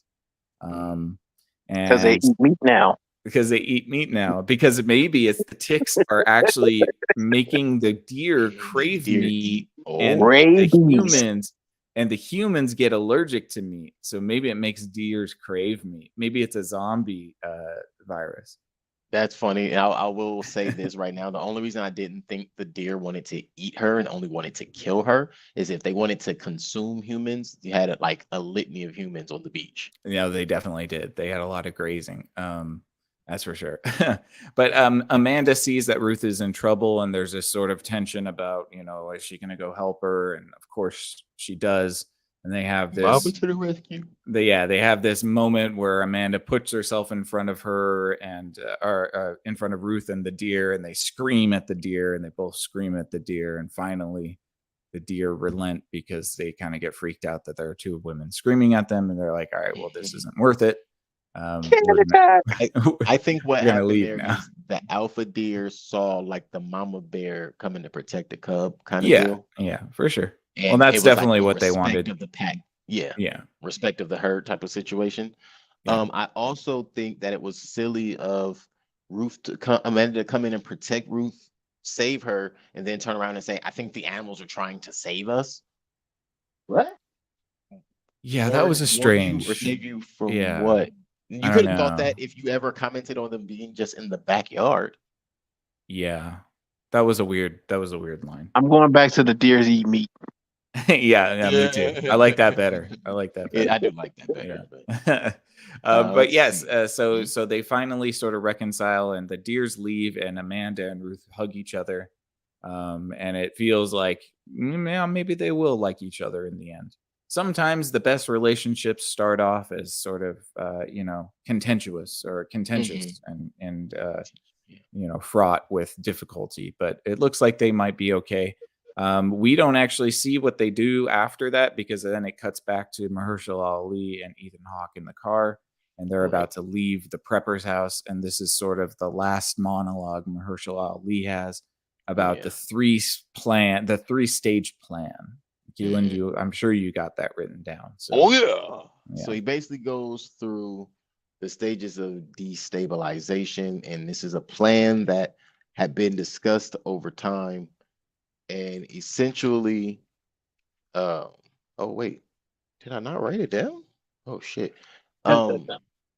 that's no. nuts, right? Of all the things, I'm looking like, no, I didn't write it down, but it's not difficult to explain. So essentially, the first thing they do is they're going to knock out the communications, and then they introduce some level of Confusion. confusion, right? Hmm. And it sucks because actually I have it on my phone. I know where it's at now, and I'm we're shooting, but they have to confuse everybody. They issue some level of confusion, and And then stage 3 just works on its own. right, there you go. If everything Mhm. is done properly, the country will basically do the work for you. If it's already a country that is divided, it will do the Mhm. work for you. And that division thing just reminded me, I did not bring up in the basement of GH's home, you see a map that is divided into 4 pieces in red and green. Mm. And it Yeah. looks like America, but it is divided in different ways. Ooh, Um, that's another hint at the balkanization of America conspiracy theory, which is definitely a part of the conspiracy theory world. You basically would have the Western states balkanize, and the Central states balkanize. New England would balkanize, and then the Northern states balkanize, mm, which got means you. that we would only have 4 states in America Right. instead of 50. Yeah. Which, yeah, I get that. I Mhm. am upset right now at myself for not having. I thought It's okay. about. You got it right though. It's basically you start the attack, which then like you cut down the infrastructure, you shock the system, and then Mhm. you install a lot of confusion. And Fear and confusion, right? that's where the leaflets come in because where we're at in this movie, it seems to be in Persian or in Farsi, Mhm. but the prepper guy says that he knew somebody in California and they were in either Mandarin, Mandarin or Korean, right? suggesting that it could be North Korea and China, or it could be just one big elaborate ruse to confuse people so that Mhm. nobody agrees about who is the culprit. Right. Or it's everybody working Or against it's us. everybody, right? Yeah. And then the final Man. stage, if everything is set appropriately, the final stage takes care of itself. And the Yep. final stage is civil war. And guess what we see as Ruth is standing looking off into the distance through the clearing of the forest? What does Ruth see? She sees a war in the city, aka a civil war has broken out. Yep. Um, Rose ends up. We find out Rose has broken into the Thorns resident. I'm sorry, I just took back over. Go ahead. No, go ahead. Yeah, it's the last scene. Yeah, we see Rose is broken back into the broken into the Thorn residence. She's eating food, anything she could find, get her All hands the on, food. candy, cereal, like it's all Jeez. there. Greedy little heifer.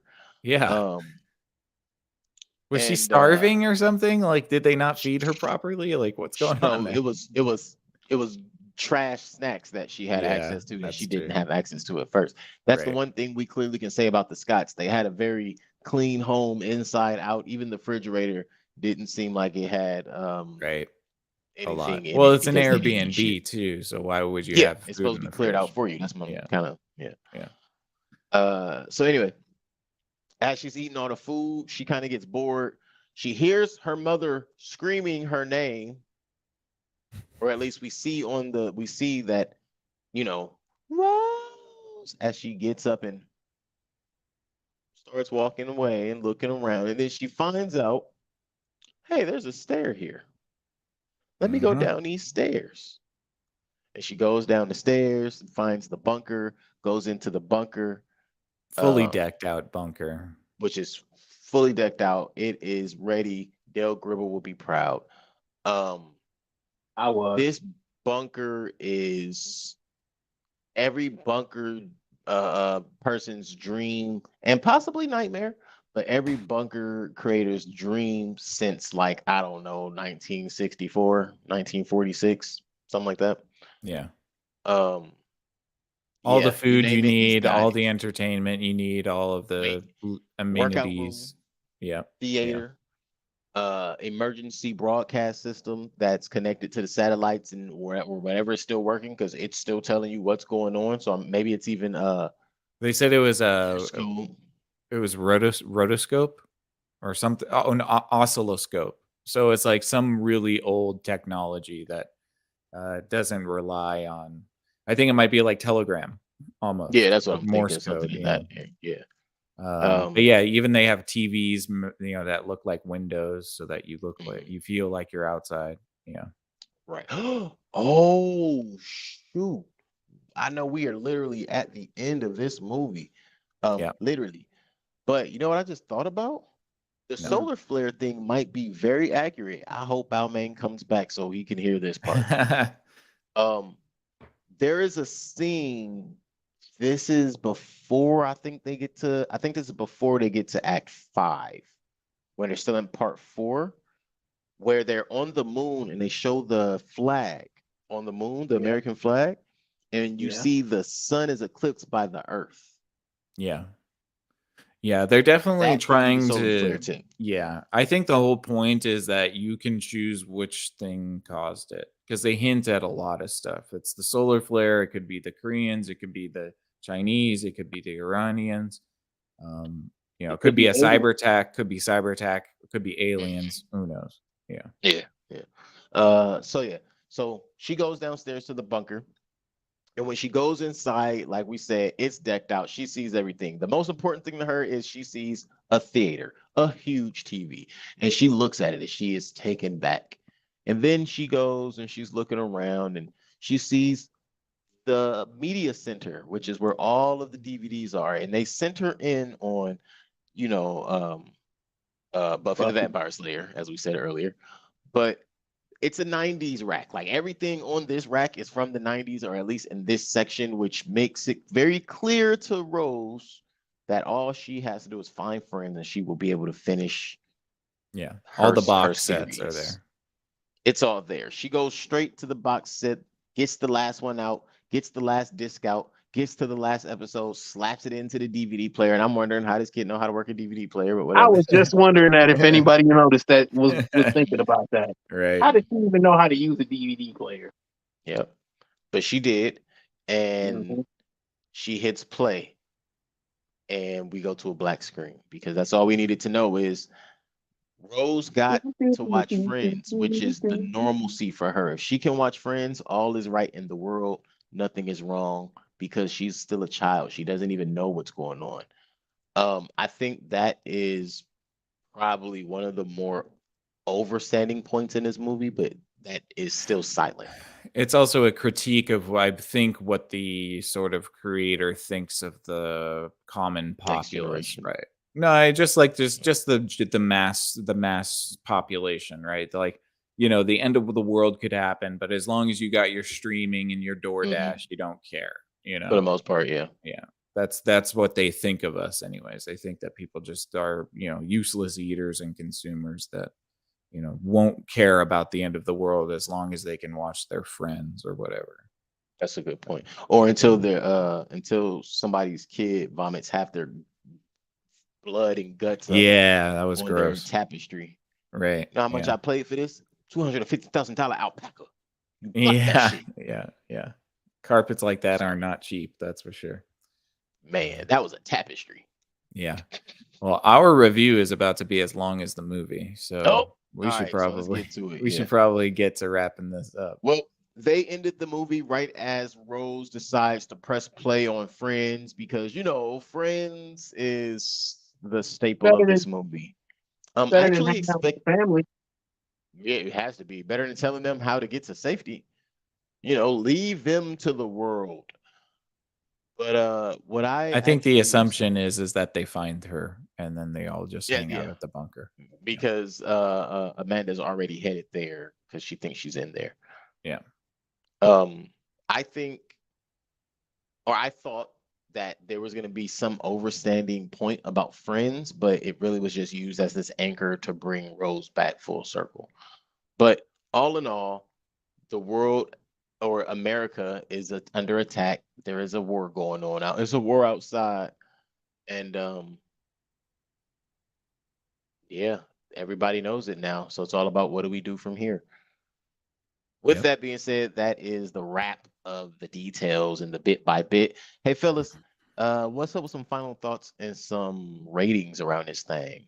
Yeah. What we think? Also, Um I think there's so much more for us to talk about, but yeah. yeah, I think we did enough of it, to be Worst honest. president ever.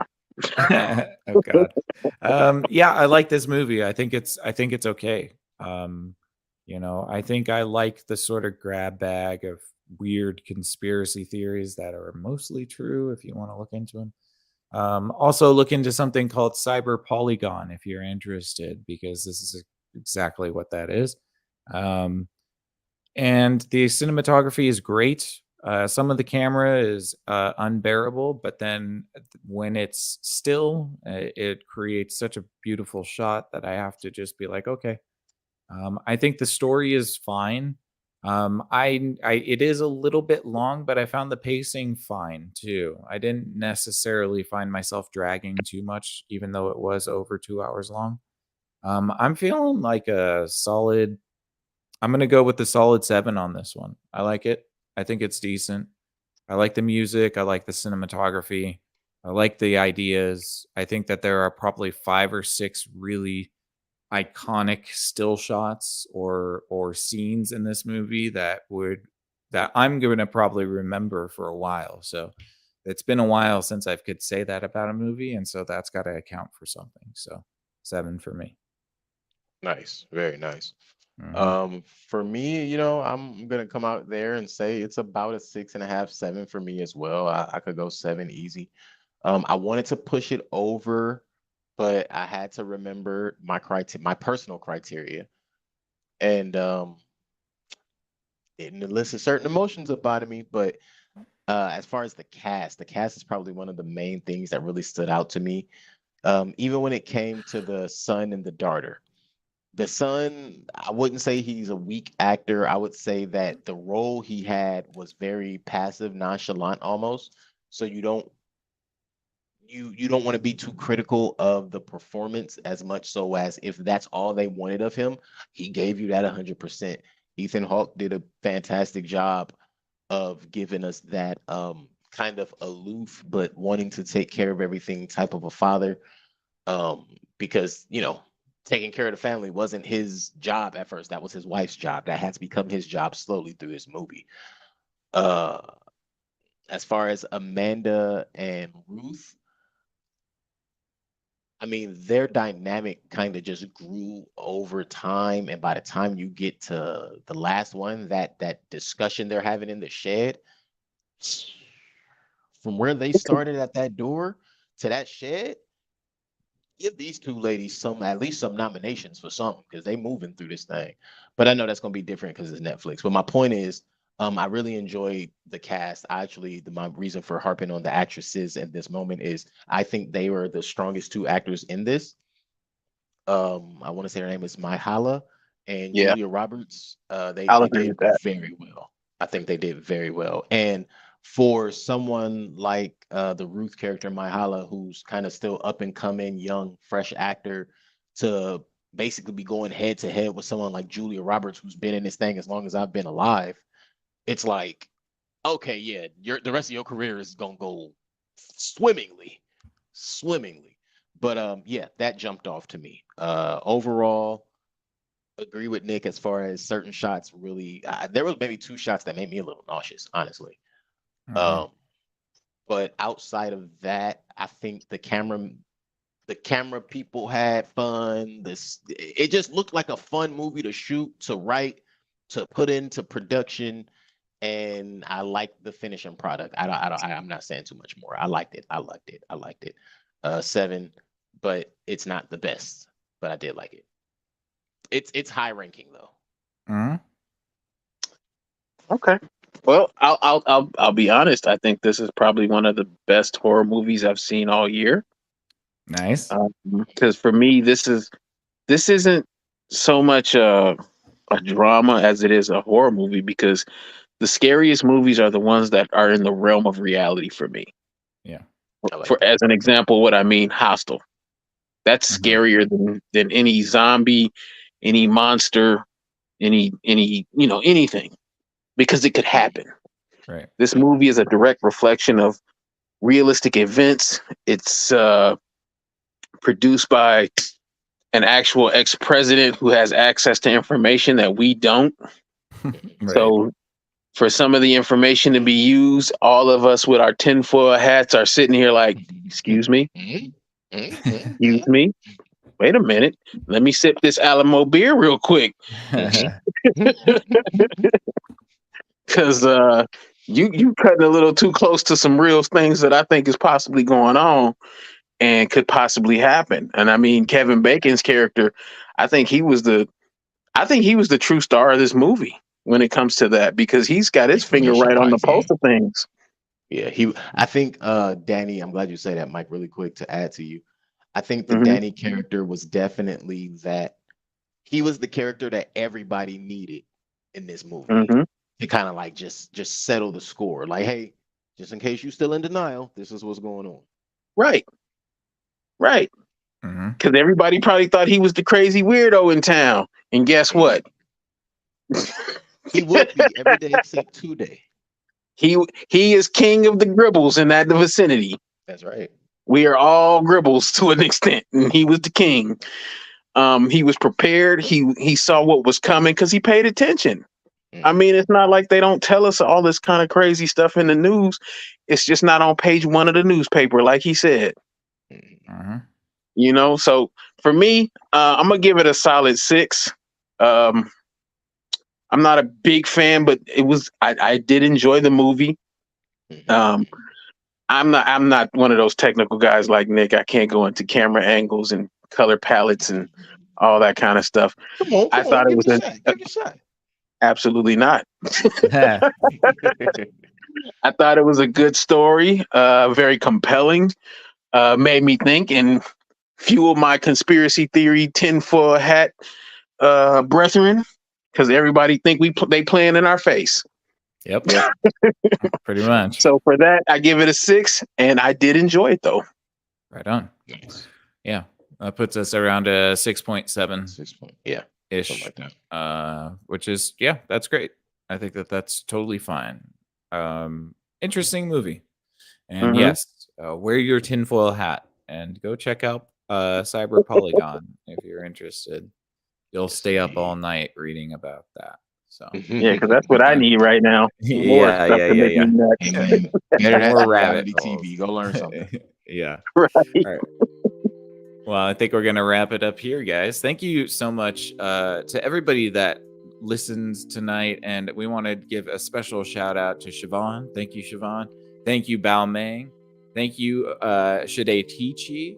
And thank you, Ayla. And also Sade Woods. Thank you. We really appreciate all of you guys commenting. We hope that you Absolutely. enjoyed the episode.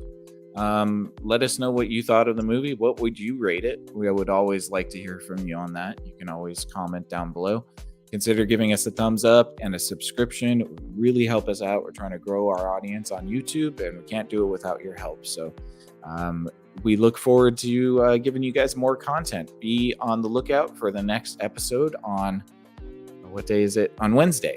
We're doing an episode on Wednesday at 8:30 p.m. So come back here, Screen Time Continuum on Facebook and on YouTube, and listen to us on Wednesday. I don't know what we'll do, but it'll be fun. It'll be a good conversation and a good hangout. So stay tuned for that. If you want to check out the podcast archive that we have, first and foremost, go over to Twitch and check out Mike. He streams at king_of_Ilion. He does that pretty regularly, so make sure you subscribe and hit that notification bell so that you can know when he is going to stream.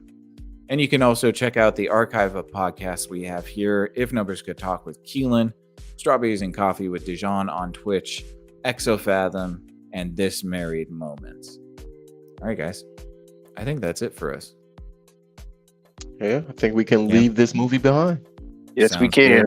Well, let's leave it behind. And thank you again, guys. We really appreciate it. For Screen Time Continuum, I am Nick. I am Keelan. And I am Mike. Good night. We could have found a better thumbnail. There wasn't really many. I'm also Well, worried the about official- using. I'm worried about using the official images because. Oh yeah, always. Yeah. Yeah. Yep.